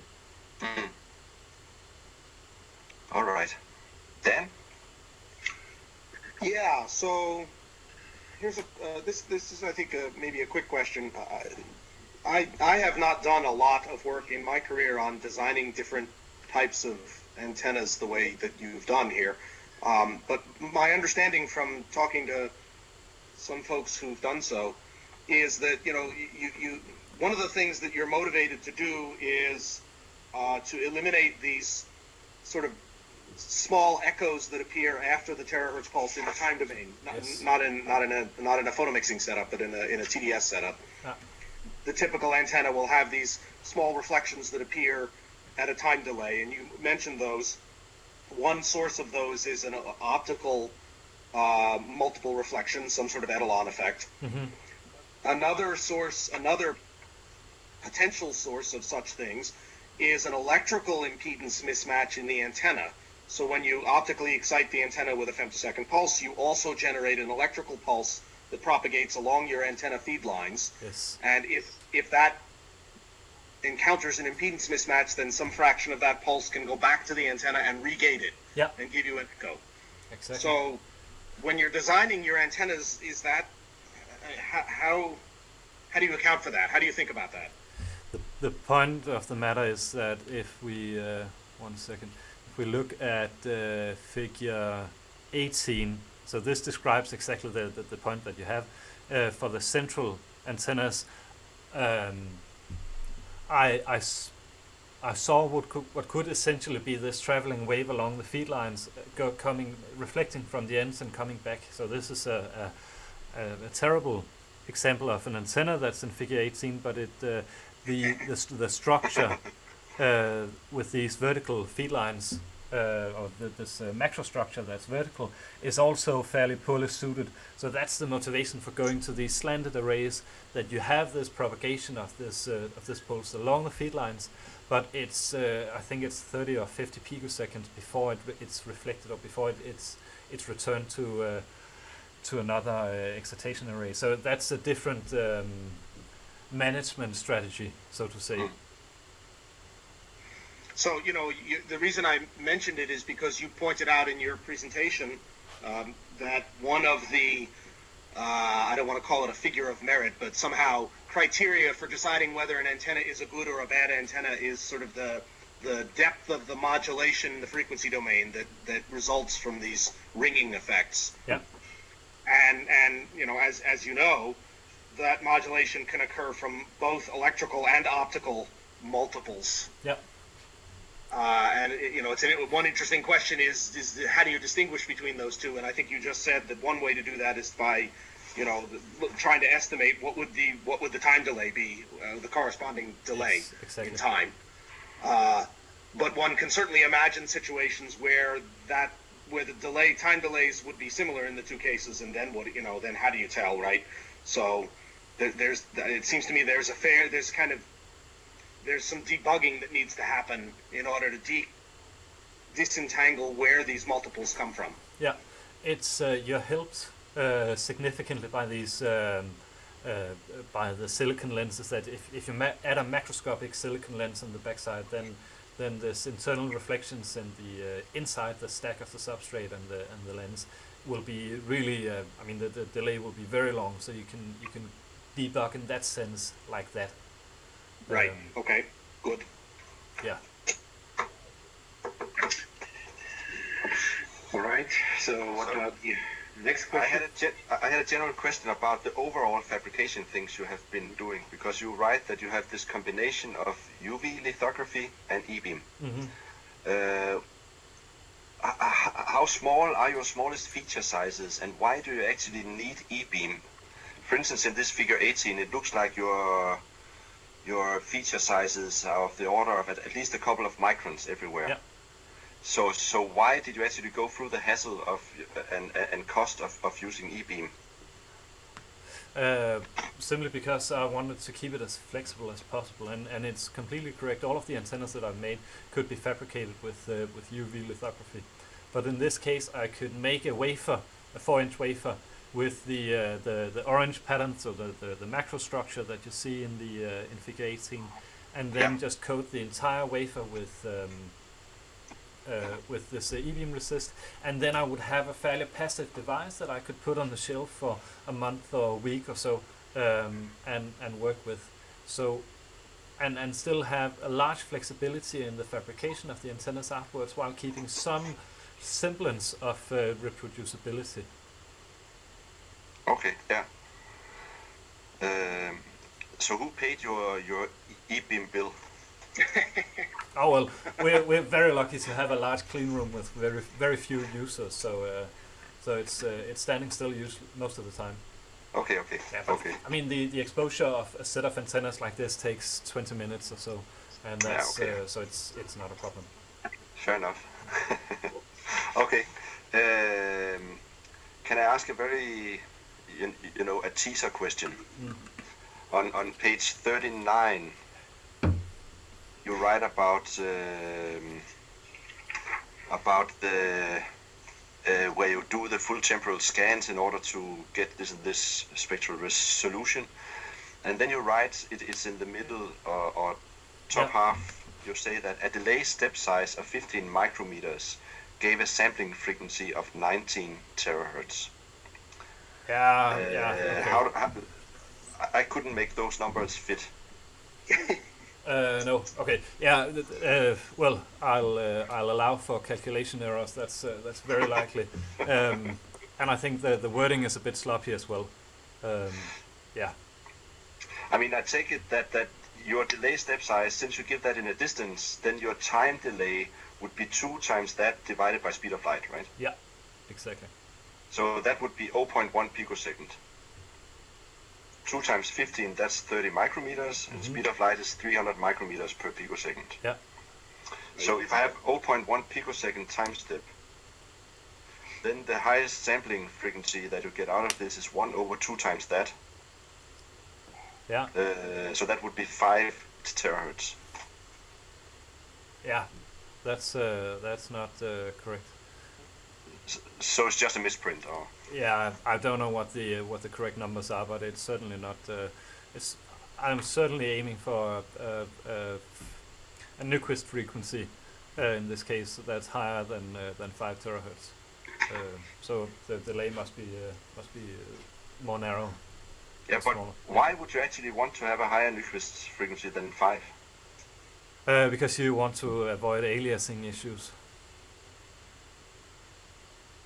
Yeah, okay, fair enough. Yeah, okay. Okay, so you say that one of those two numbers is wrong, right? Yeah. And whether it's the 15 micrometers or the 19 terahertz, that doesn't really matter. No, I think we're somewhere in between, but yes, I would have aimed Okay. for 10 or 12 terahertz in step size. Okay, so we can just reduce one of them and increase the other one, then it's all good. Exactly, yeah. Power of proportionality. Yeah. Then on the same page, I was very interested in this microphonic noise that you write about. Yeah. Where you say that in some cables it was there and in some cables it was not. Mm-hmm. Now, I must admit that I had to Google what microphonic noise is, and I understand that this is a term from the old days where if you had a guitar amplifier based on vacuum tubes, then when you played really loud, then the acoustic vibrations of the tubes changed the electrical properties, and then you got some sort of, weird feedbacks and shit. But I guess this is not exactly what we're talking about here. So can you say a few words about what do you mean when you say microphonic noise? And also maybe shed some light on, what was wrong? Because it seems like the RG58 cable should be fine, right? Yeah, so it's you can also call it triboelectric noise. So you generate charge carriers when you rub the conductor and the shielding together.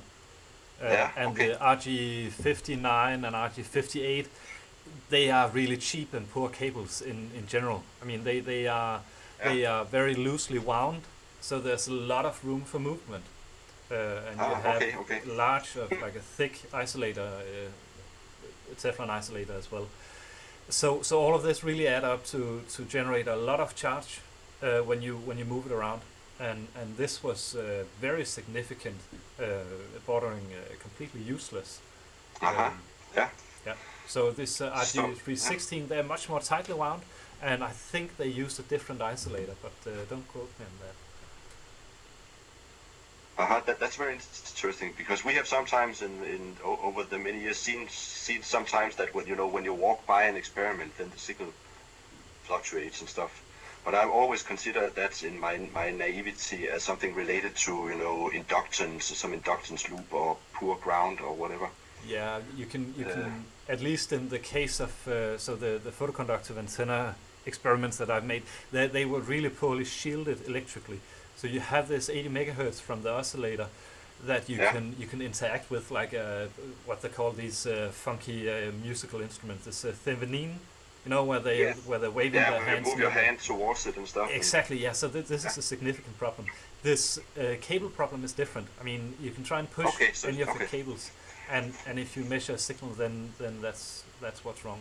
It's very specific for current measurements, because you don't have all of the charges that you generate are being measured, and if you have a voltage measurement, then it's much less sensitive. But if you have problems with these things, it's I can really recommend using these RG316. They cost only a little more than the 58, and they're just so much nicer, and they're thinner, so they're not as bulky. That's nice. Okay, so we are actually approaching the end of the first hour of our discussion, so I just would like to ask Christian, maybe you need a short break or... I'd like to refill my water bottle, but that'll take me 20 seconds, and then I'm ready to go again. Okay. Well, actually, I could use let's say a 1.5 minute break if that's okay. Okay, let's have a 2-3 minutes break, yeah. Perfect. Okay, 3 minutes. Good.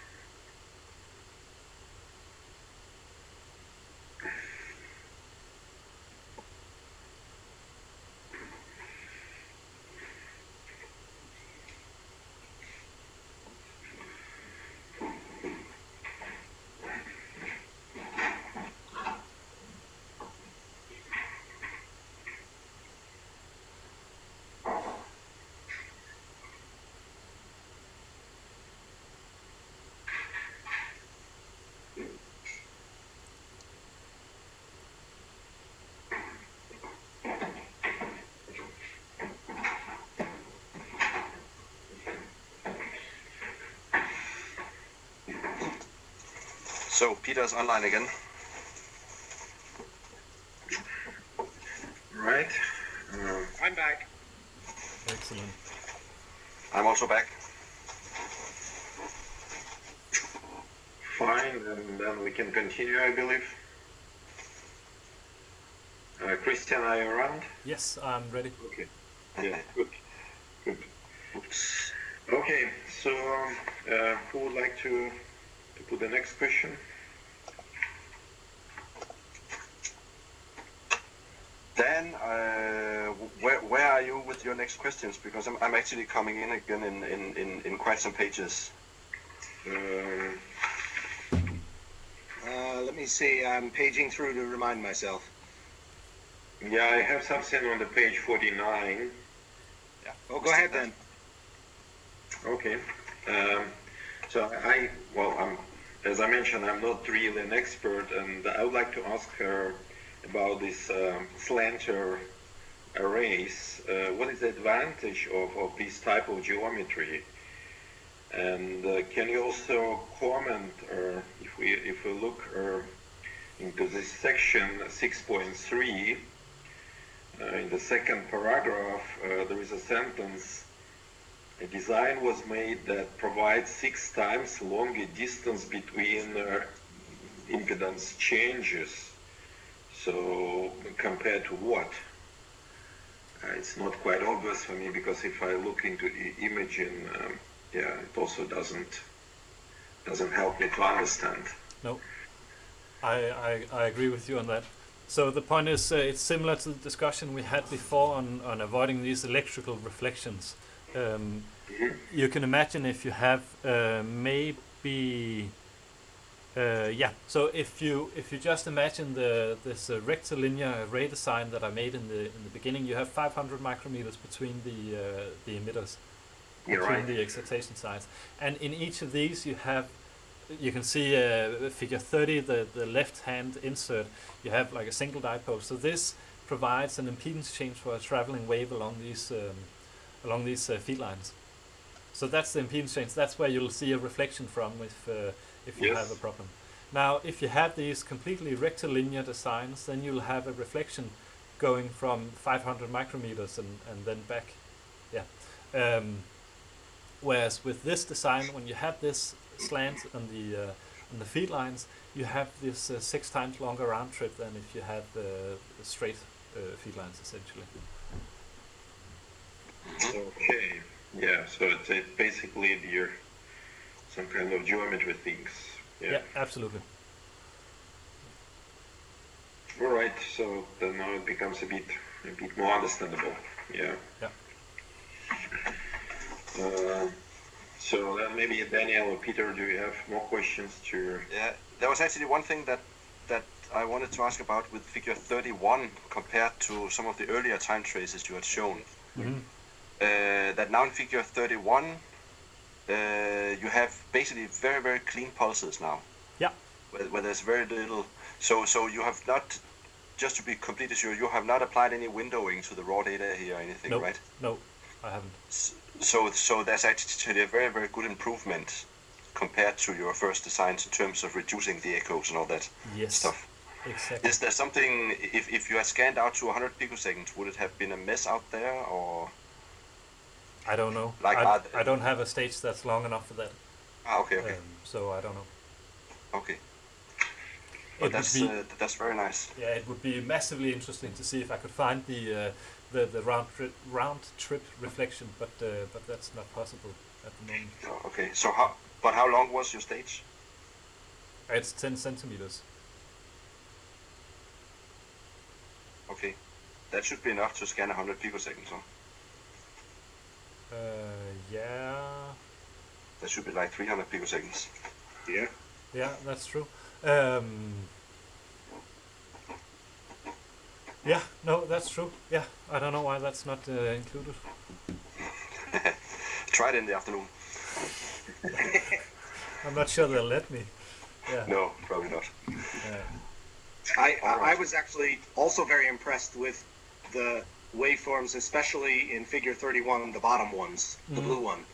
That that largest blue waveform looks very smooth, and I know that, for example, the guys at Picometrics, you may have heard of them, they spent a lot of time engineering their antennas to make the signal as smooth as possible after the main pulse, to try and really get rid of everything except for water vapor, right? Yeah. So this looks as good as what they've done, really. Yeah, with the I don't know how the exception signal strength compares, but the nice smooth flat signal following that main pulse is very nice. Yeah, unfortunately, it's not really the challenge to make it smooth, at least not with this bandwidth. I mean, the pulse width is huge compared to what I expect they do. Fair enough. Yeah, so that's really where it starts to become tricky, because then you introduce. I mean, your requirements for the geometry will just be so much higher. I anticipate. Although, again, this is actually another thing that occurred to me. It's a little bit hard to make that comparison because maybe I'm going to say maybe you should be a little bit more optimistic than you sound. And the reason I'm going to say that is because if you take one of the commercial systems, like the Picometric system or the Toptica system or any of these, I mean, I think they're all pretty much the same, and you make a measurement of a waveform just like the ones shown in figure 31, where you have a 40 picosecond window or something like this, and you average 100, they have some rapid scanning delay line, and you average 100 scans, then the bandwidth you get is rarely better than 2 terahertz. It's 1.5 or something like this. When those guys are quoting these large bandwidths that they can access, 4 terahertz or something like this, they're usually doing that by signal averaging for an hour. Yes, but that's the case here as well. They're not just averaging 100 scans, they're averaging 100,000 scans. Yeah, but this is almost the case here as well. So a measurement takes 45 minutes in this case. There I would like to sort of defend at least our European suppliers of terahertz systems a little bit. They can do it a lot faster. Toptica gives you 6 terahertz in 10 seconds. Okay, there you go. Yeah, we have a version of the, it's a time domain system, and I've completely sweat out the name, but it's a white box. What's the... Menlo, exactly, yeah. Yeah, and I'm quite impressed with that as well. Yeah, at least in terms of bandwidth. They're nice tools, they are. So, anyways, before we run away from this section, I'm gonna give you a little bit of a hard time about one word. On page 40, where you're comparing antennas numbers 74 and 66. Page what, sorry? Page 40 of the, not of the PDF, page 40, page number. Yeah. Yes. Section 6.2.5. Yeah. You're comparing antennas 74 and 66, and one sentence says 66 shows significant absorption in 2 bands. Yeah. Is it fair to call those absorptions? No, it's not. It's just not generation, I guess. Absorption to me means,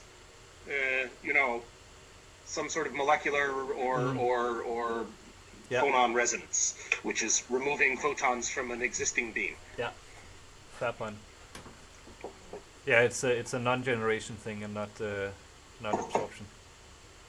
Yeah. Okay. Good. Yeah. Could it be an interference thing more than absorption? Different frequencies emitting out of phase or interfering with each other. Or... So it's rather. So the characteristics that you see for number 66 is the norm for all of these rectilinear designs. That's more common than the antenna number 74. So that's really the only antenna that performed this well. So I think it's an interference thing in the electrodes, as we've discussed. Yeah, an electrical impedance mismatch. Yeah. Either that or it's a resonance in the feed lines. Yeah.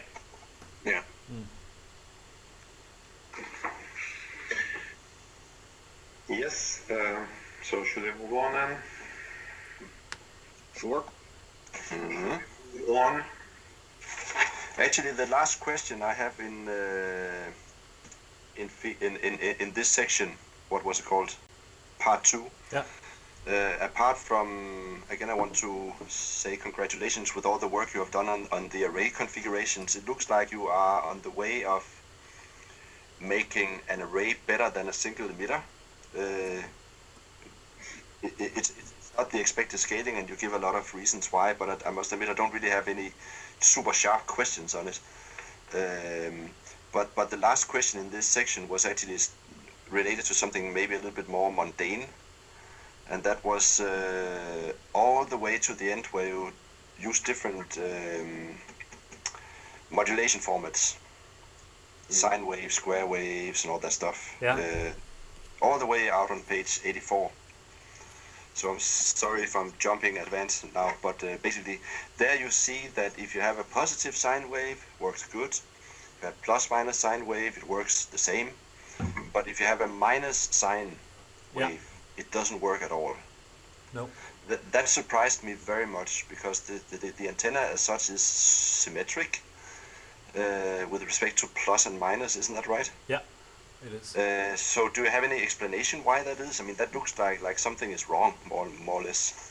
I tend to agree with you. It is.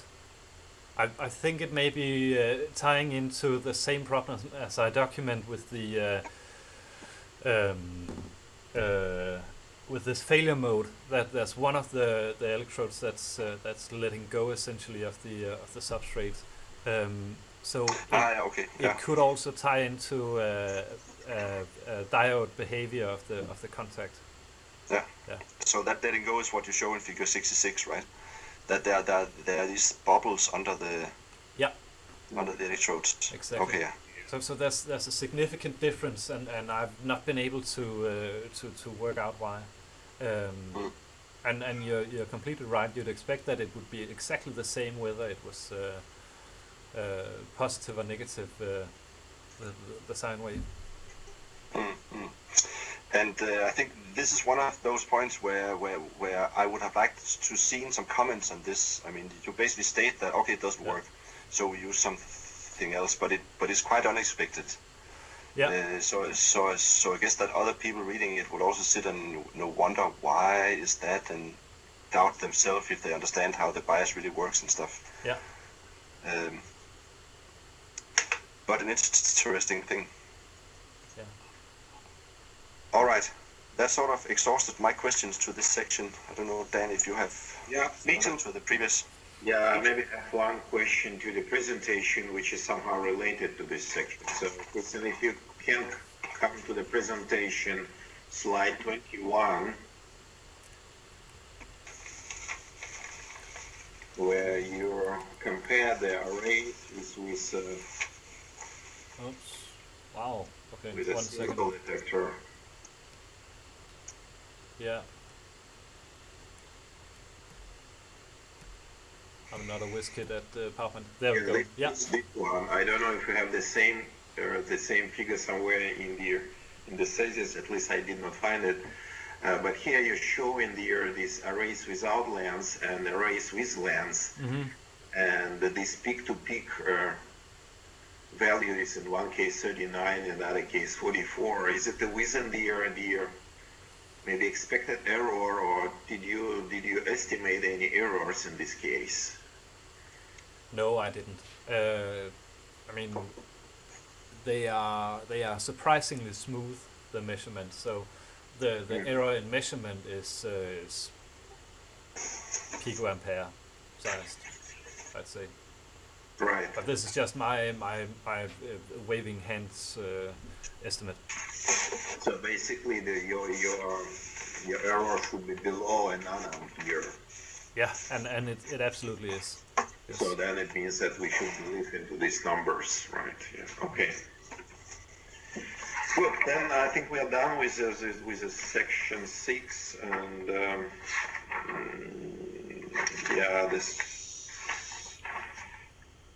then we have just a summary. This section 7 is a summary. Are there any questions? No, not from my side. Yeah, I have one here, I think. if we look closer to the bottom of this page, it's page 87. Yeah. And I think it's 1, 2, 3, 4, 5, 6, 7, 8, 9.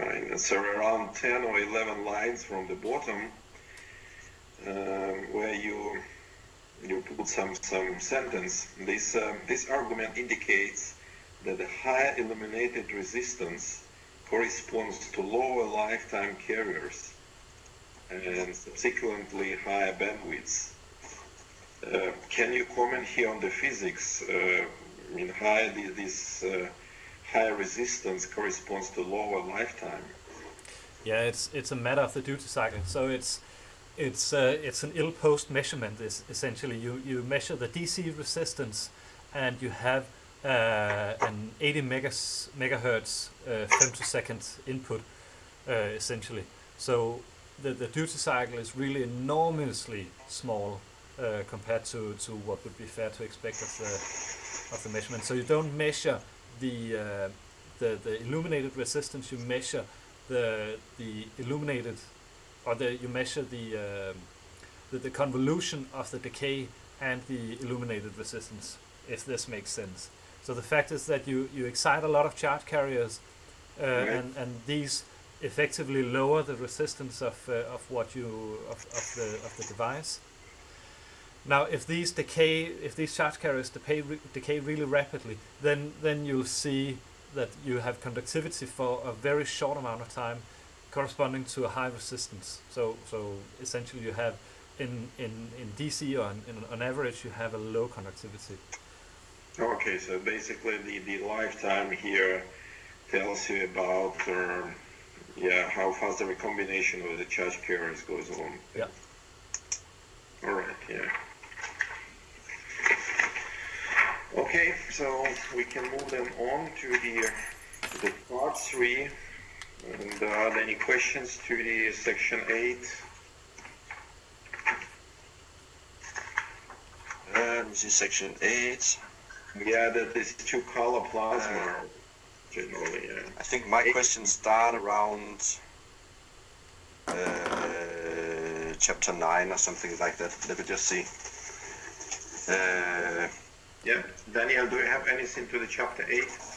I'm also paging through to remind myself. One moment. Okay, yeah, sure. If someone else has questions, then go ahead and I'll chime in when I figure it out here.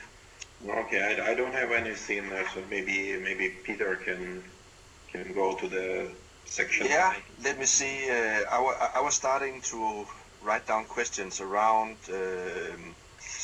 chapter 9.3 on page 102, where you describe this apparent problem about whether you have a sine square or sine sensitivity to your measurements. And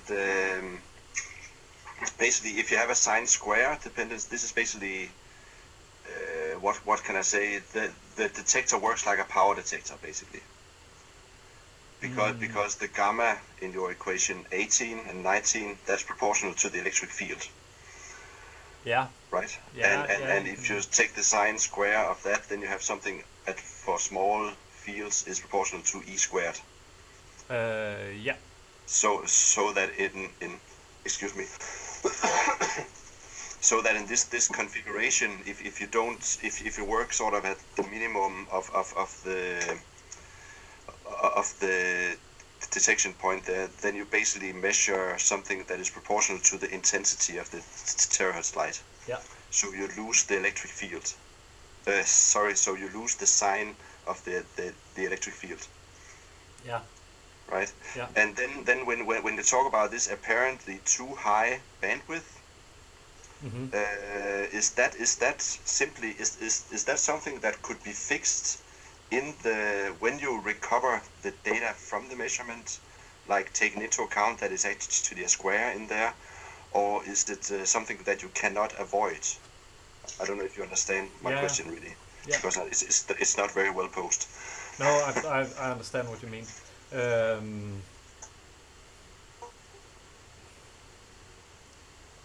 I think so. If you want to measure the power, or if you want to measure the intensity, then I assume that you could take the square root of the output, and then you could get by with that.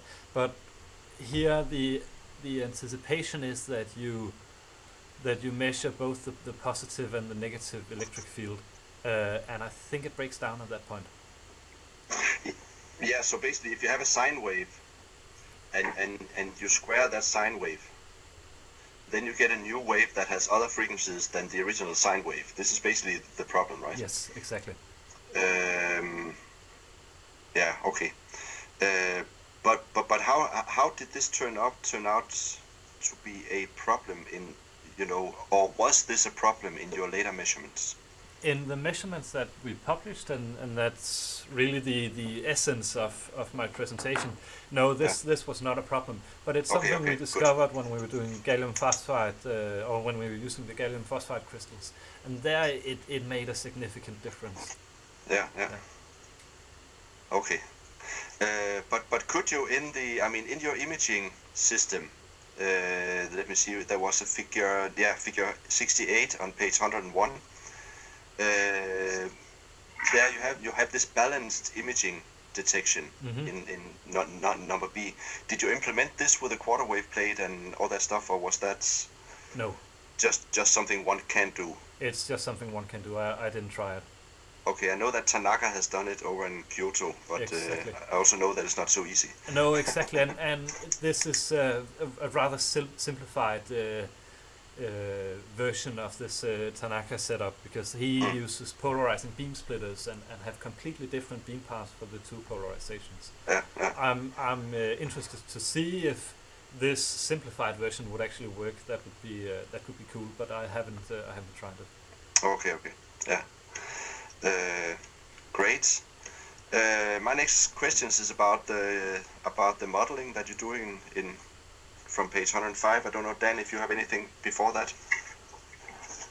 No, go ahead. Okay. Then in figure 71, you have like an outline of the U model, and you have the equations coming afterwards. But then you do in figure 72, you do. I assume this is a simulation you have done, right? Yeah. Because it doesn't reference anywhere. No. Can you say something about, because you don't really write anything about it, what is the background, or what flows into this simulation? You just say that it's a Gaussian distribution of emitters on a line. Yeah. But do you take into account, a plasma generation model like the ATK model? Do you have a volume that emits? Do you have dispersion between the different colors of the laser and all these things, or is this just an array of dipoles? So this is this U model. So there's no plasma physics involved. You have the dispersion between the two colors, the omega and the 2 omega. That's implicit. You have an initial phase shift that depends on the distance between the PBO and the plasma center. Yeah. It's also sensitive to this, but it's really just the equations 21 and 22 that goes into this, and then it's calculated for a single frequency at, I think, 1 terahertz. Okay. Yeah. So okay. Yeah. So do you have a feeling what this would look like if you had like a broadband simulation, or if you did this at, let's say, 1, 2, 3, 4, and 5 terahertz? How much would it differ? Well, I've done the calculations. It's hard to put into words. So of course it changes the opening angle a bit, but not by as much as you would expect. Okay. I recall in the U paper they had like they had one figure where they compared, I forgot the frequencies, but 0.5 and 1 and 5 terahertz or something like that, where the difference was also not very big. Yeah. Okay. Okay.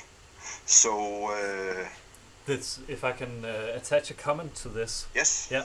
So the U model is really the most fundamental model of this conical emission there is. There's some other researchers like I don't remember number 2, but Gorodetsky as well also included some very elegant details in their model. But it all sort of builds on this superposition model that U describes. So this is just to provide the most fundamental look into this theory. Yeah. Okay, then in figure 73 you show how you did the experiments down in Bordeaux, or one of the setups there. You don't really specify anywhere what is the focal length of the focusing lens into the plasma, and what is the plasma length, and things like that we know from the literature influences the emission. Yeah. Can you comment on that? Yeah, that's a grave mistake if that's not specified. But we tried it at focal lengths ranging from 120 millimeters up to 530 millimeters.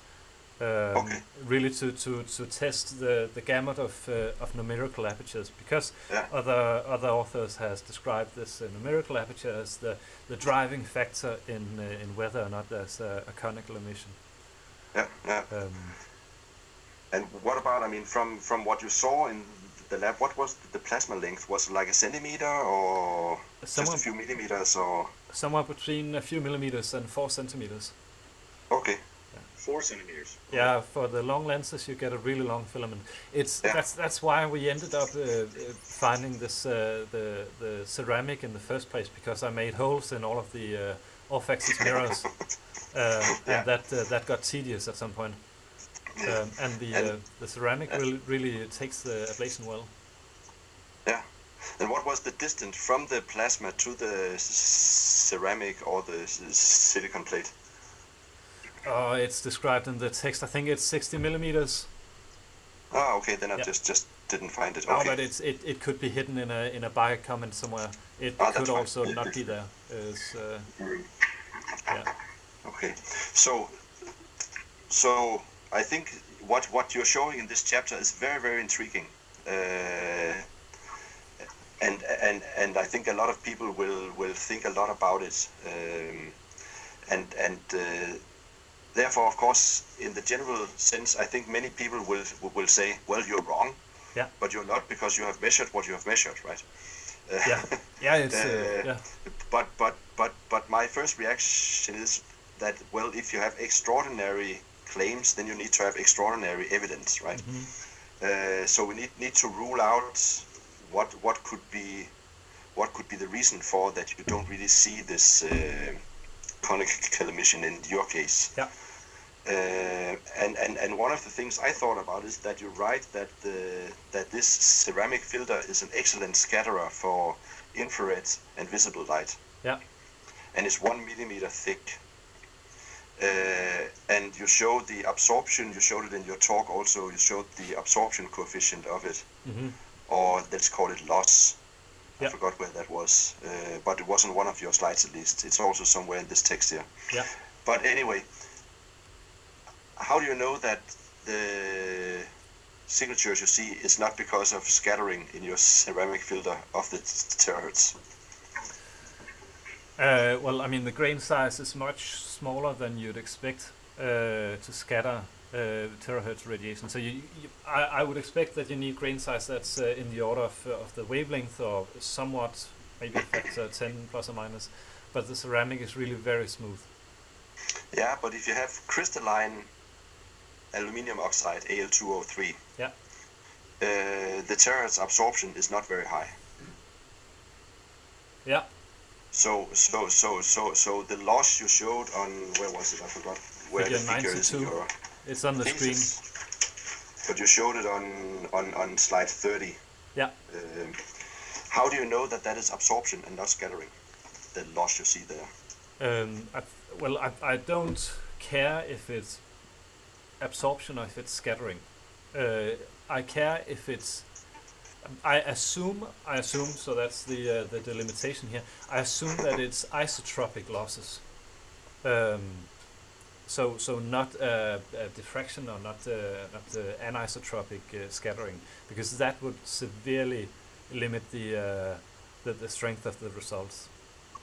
Yeah, but if crystalline aluminium oxide has very little absorption. Now I didn't find the curve beforehand, but it's a crystal. It has a phonon somewhere, but apart from that, it's transparent. and your 1 millimeter thing has an absorption coefficient of, let's say, 105 terahertz, then I would claim that that is a result of scattering and not of absorption. Yeah, and that means that the photons are not coming through in a ballistic manner. They will, walk around and then come out in a sort of diffuse manner. Yeah, it's quite possible that there's something going on at those frequencies. I don't conclude anything on that. It's only relevant up to about 3 terahertz, and I still think that you can assume that it's a straight line transmission then. Okay. But it's certainly a relevant point.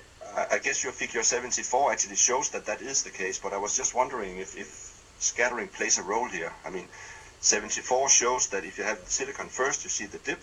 Yeah. If you just replace them, so the alumina is still in there, then you don't see the dip. So in that sense, it's clearly not just because of scattering. I mean, that's not what I'm trying to infer, but it's just I thought about how much that would matter. Yeah, it's a good point. And that is, I guess, something that you could measure on a low power system. Mm-hmm. Yeah. By essentially measuring the beam size a given distance beyond the filter, both with the filter in place and without. Yeah. And if there's diffuse scattering going on, that beam size will change, and if there isn't, it won't. Yeah, that's a good point.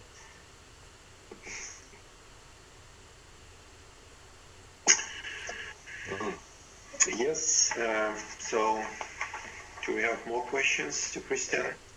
Yeah, I had one, but I think maybe actually Christian already answered that. But that's in 75. You vary in figure 75. You vary the numerical aperture. Mm-hmm.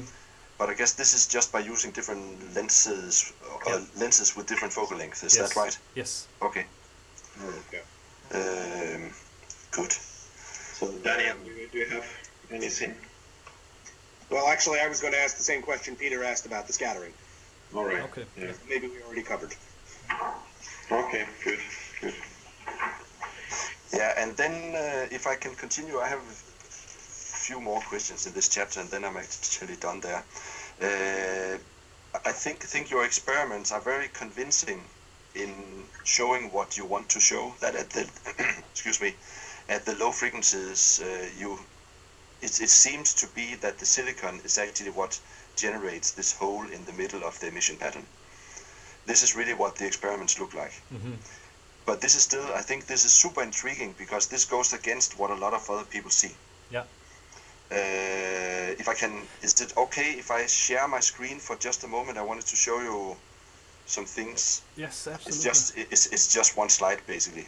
Let me see how it is I do that. I think you need to get permission from Christian to do it. Ah, okay. Well, we can certainly fix that. Let's see. No. Yeah, I can see I cannot do it right now. 1 second. Okay, go ahead and see if you can. Maybe Christian, if you click on Peter's icon, there is an option, make a right click, with mouse, make a presenter. Yes, exactly, I've done that. See if you can do it now, Peter.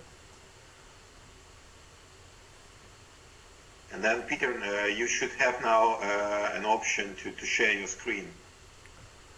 It's one of the round buttons in the bottom. You have the yes, camera. right, on the right hand side at the bottom.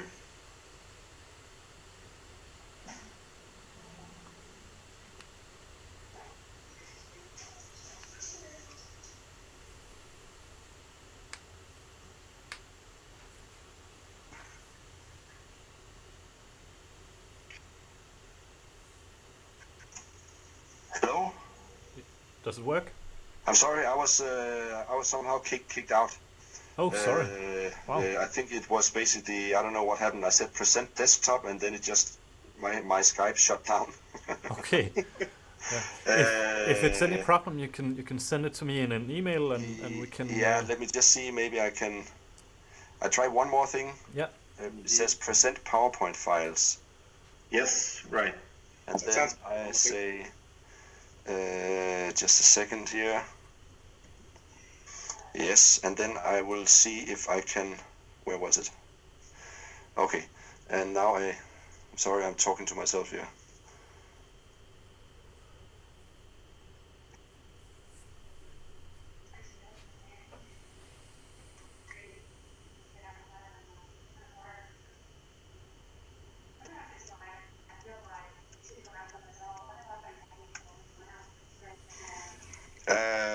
No, that doesn't really work. But let's not waste time on that. Just let me tell you what I wanted to show you, because I was very intrigued by what I read in your thesis. Mm-hmm. And then I asked Bin from our lab to go down and record our basically a camera image of our plasma source. Yeah. And then he recorded one where the beam was blocked by a silicon wafer, Uh-huh. and one where there was no silicon wafer, but just, Teflon layers. Uh-huh. That Yeah. scatters the pump light all over. It was not very safe, but he did. And basically, the camera image that came out of that was the same in both cases. It was a nice conical emission, Mm-hmm. with a big hole in the center. Yeah. So basically, showing that it was, in our case, not due to the To the silicon filter. not due to any pump pulse influence on the silicon or so. Yeah. So basically, let me just get back to the Skype here. Yeah. So basically, I don't know if you want to return the screen to yourself, or can I do that? It should work now. But anyway, yeah, Yeah. good. So basically, what I'm trying to say is that the story is more than no, there's no conical emission. Mm-hmm. And I think it's very intriguing to find out about, like, how is all of this connected. Mm-hmm. The difference between what you have been doing and what I just told about is that we use a bolometric camera that has a very high bandwidth. Yeah. And we know that we pump with a 35 femtosecond pulse, so that we are generating frequencies up to maybe 30 terahertz or so. Yeah. The spectrum peaks at around 7 or 8 terahertz, so way out of your range. Yes. So in that sense, there's no contradiction in the two, but I think it's super intriguing to find out about, like, what is really going on here. Yeah. Is this just the low frequency sort of extrapolation of all the theories that are out there that you are showing, or what is going on? Yeah. I'd be extremely interested in seeing exactly the same conditions with the Alumina filter as well in your setup. That could be very interesting. Yeah, certainly. I looked at your absorption coefficients, and at 5 terahertz, the field would be attenuated to 0.6%. Yeah, that's true. It doesn't scale well. And in respect of power, that's down to the 10 to minus 4 or 5 level. Yeah. So in that sense, the camera wouldn't really see the high frequencies at least, but maybe it could still see, okay, what is then left at the low frequencies. Yeah, that's what I was going to ask. Would you still be able to see anything at 1 terahertz, because the cameras work down below 1 terahertz? Yeah. I think so.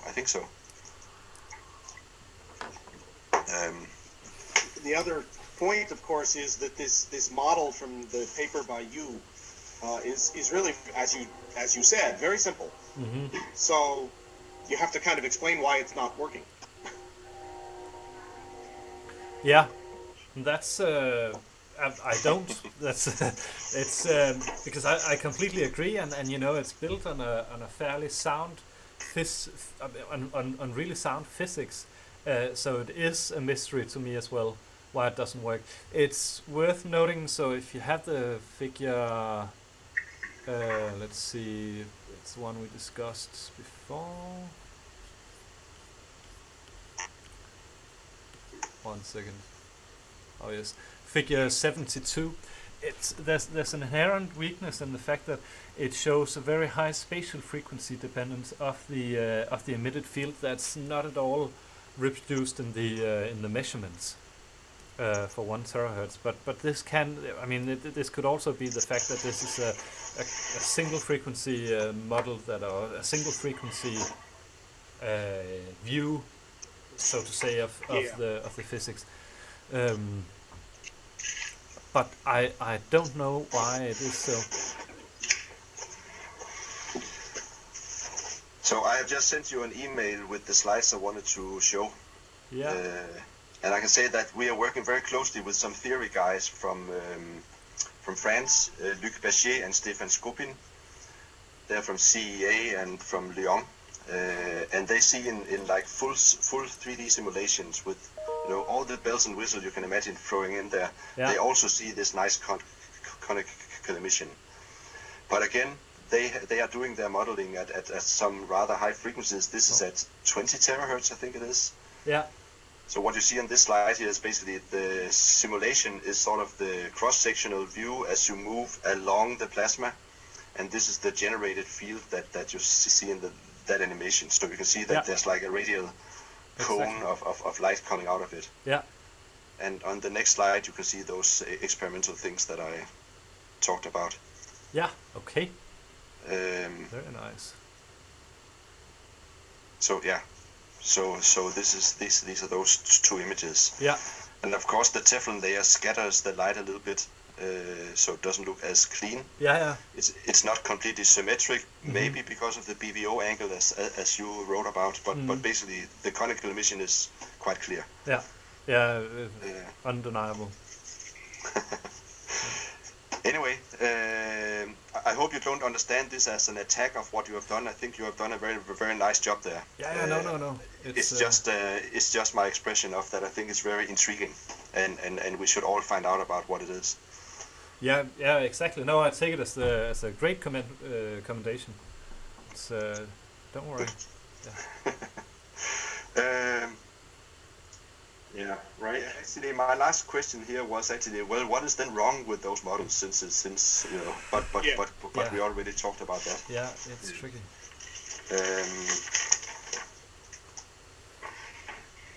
Yes. So. Yeah, and then actually, I'm sort of running out of questions now.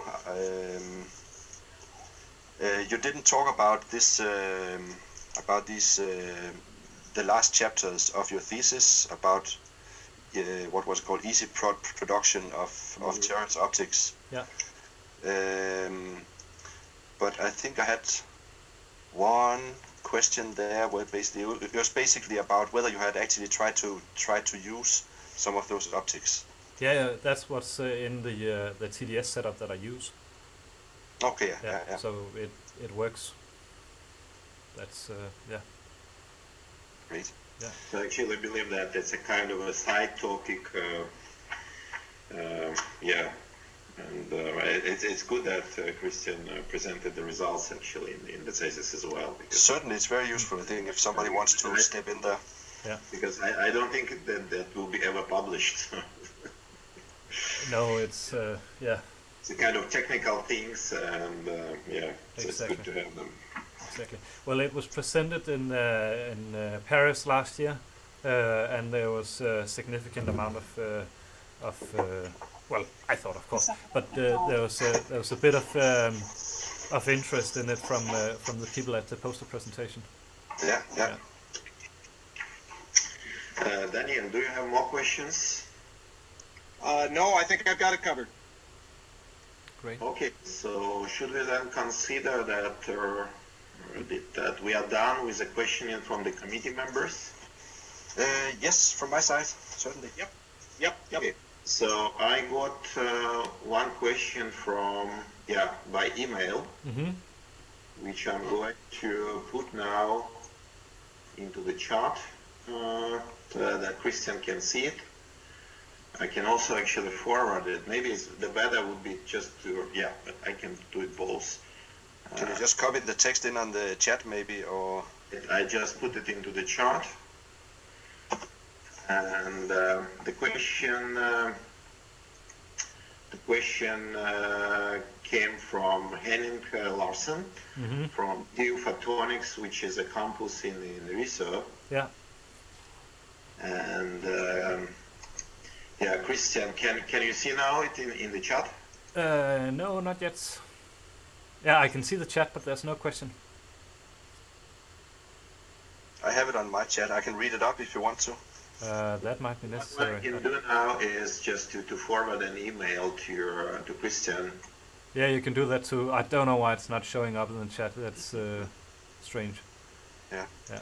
Well, it's basically, he says, congratulations with your work and excellent presentation under these unusual conditions. In the plasma, omega plus 2 omega generation, what substance is used?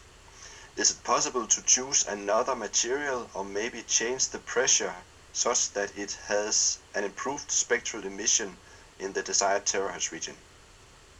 That's a good question. There's a lot of work done trying to vary these environmental parameters, and I have done none of it. Again, the excellent thing with this two-color plasma source is that it's just so simple to set up, and this requires, this motivates, at least for me, to just use this air plasma, or use air as the volume. But it's been shown, I mean, across an impressive gamut of pressures and gases and powers as well. So yes is the short answer, I think. Okay, so then we can simply conclude here that, well, since you got this email forwarded, so and then if Henning has maybe some more questions, and you can communicate just between each other, and yes, I'm sure I'll get the chance to do that. Right.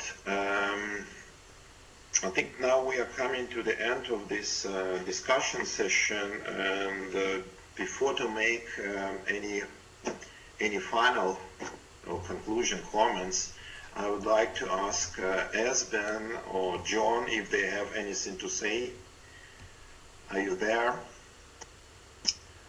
I don't have any comments, but I would like to thank everybody for doing this under these circumstances. We cannot really control nature and viruses and such. So thanks for the effort, everybody. You are most welcome. Yes, and from my side, I also want to say that I was only participating for observe and see if the defense was going in a normal way, and I can say I can certainly conclude that this was an excellent defense and not influenced by any technical problems and so on. So I can recommend, I will say to the Ph.D. research school that everything went very well. So thank you for that. Excellent. Again, you're welcome, and I'm glad to hear that. Yeah, great to hear from the head of the PhD school that we are approved, that we've done. Yes, it was an excellent job. It would be a bad message that if only a small technical our work is cancelled. May I ask now maybe Peter or Daniel, because you are much better experts than I am, make a kind of a final conclusion on the work done by Christian. Can one of you do it? Dan? Oh, sure. Is Dan still with us? I can say a few words, but I'm not sure if that's covering everything. I think Dan can follow up with a few words also. Exactly. So, right. Sorry, yeah, I dropped out for just a second, but yeah, go ahead, Peter. yeah. So, well, basically, what I would say is that I think that it has been a very nice read and a very nice presentation. I think it has been very interesting to see that there's still life in the field of optimizing photo-conductive Terahertz antenna technology. This is something that people have been working on for the last, well, ever since Terahertz was invented as it is now. This has been a topic of making better emitters, making better detectors and so on. But this about putting things up in an array, this is still something that has not really caught on. Mm-hmm. And I think this thesis shows that actually there is work to be done there. There are new things to be invented. There are things that can certainly be improved. So I would like to say that I think that is very nice. Concerning the fundamental parts of the thesis that we just talked about with the air plasma things, this also shows that this is a field where there's a lot of things to learn still. Christian has challenged the conventional wisdom by claiming some things that he backs up very nicely with his experiments that will undoubtedly raise a lot of discussion and I think that's a very good thing, because whenever you say no, that cannot be true, and are faced by somebody who argues well for their case, then you are forced to think about it yourself. Well, actually, maybe there's something to this here. So I think that's a very good example of that here, that will help us all to understand everything better. Yeah, so I think that was some of the things that I, in general, like about this work here. Nice. Yeah, Thank great. Daniel, Well, can you add something? Yeah, I can just chime in to say, first of all, I agree with what Peter has said. I think it's always interesting when you have somebody challenging what had previously been a more or less accepted result, and saying, no, my data is different, and the data are really speak for themselves rather powerfully in this case. So I think that's very interesting. And I also would mention that the part we didn't discuss so much, this 3D printed optics, that's a hot area these days as well, especially in terahertz. There's a number of people around the world working on this, and I think it's going to have a big impact. So I think that the impact of that should also not be underestimated. Yeah, perfect. So I just maybe mentioned that I also enjoy very much the presentation and the whole discussion session. I think Christian shown the high confidence in the topic, and what I also appreciate very much is the efforts he put last week on the preparation of this meeting, helping me and actually moving forward many things, and testing this and that, and finally we came, I think, to the very nice Skype meeting, and I'm actually surprised because I expected a bit more difficulties and problems that we did not have any, right? Okay, thank you very much to all of you.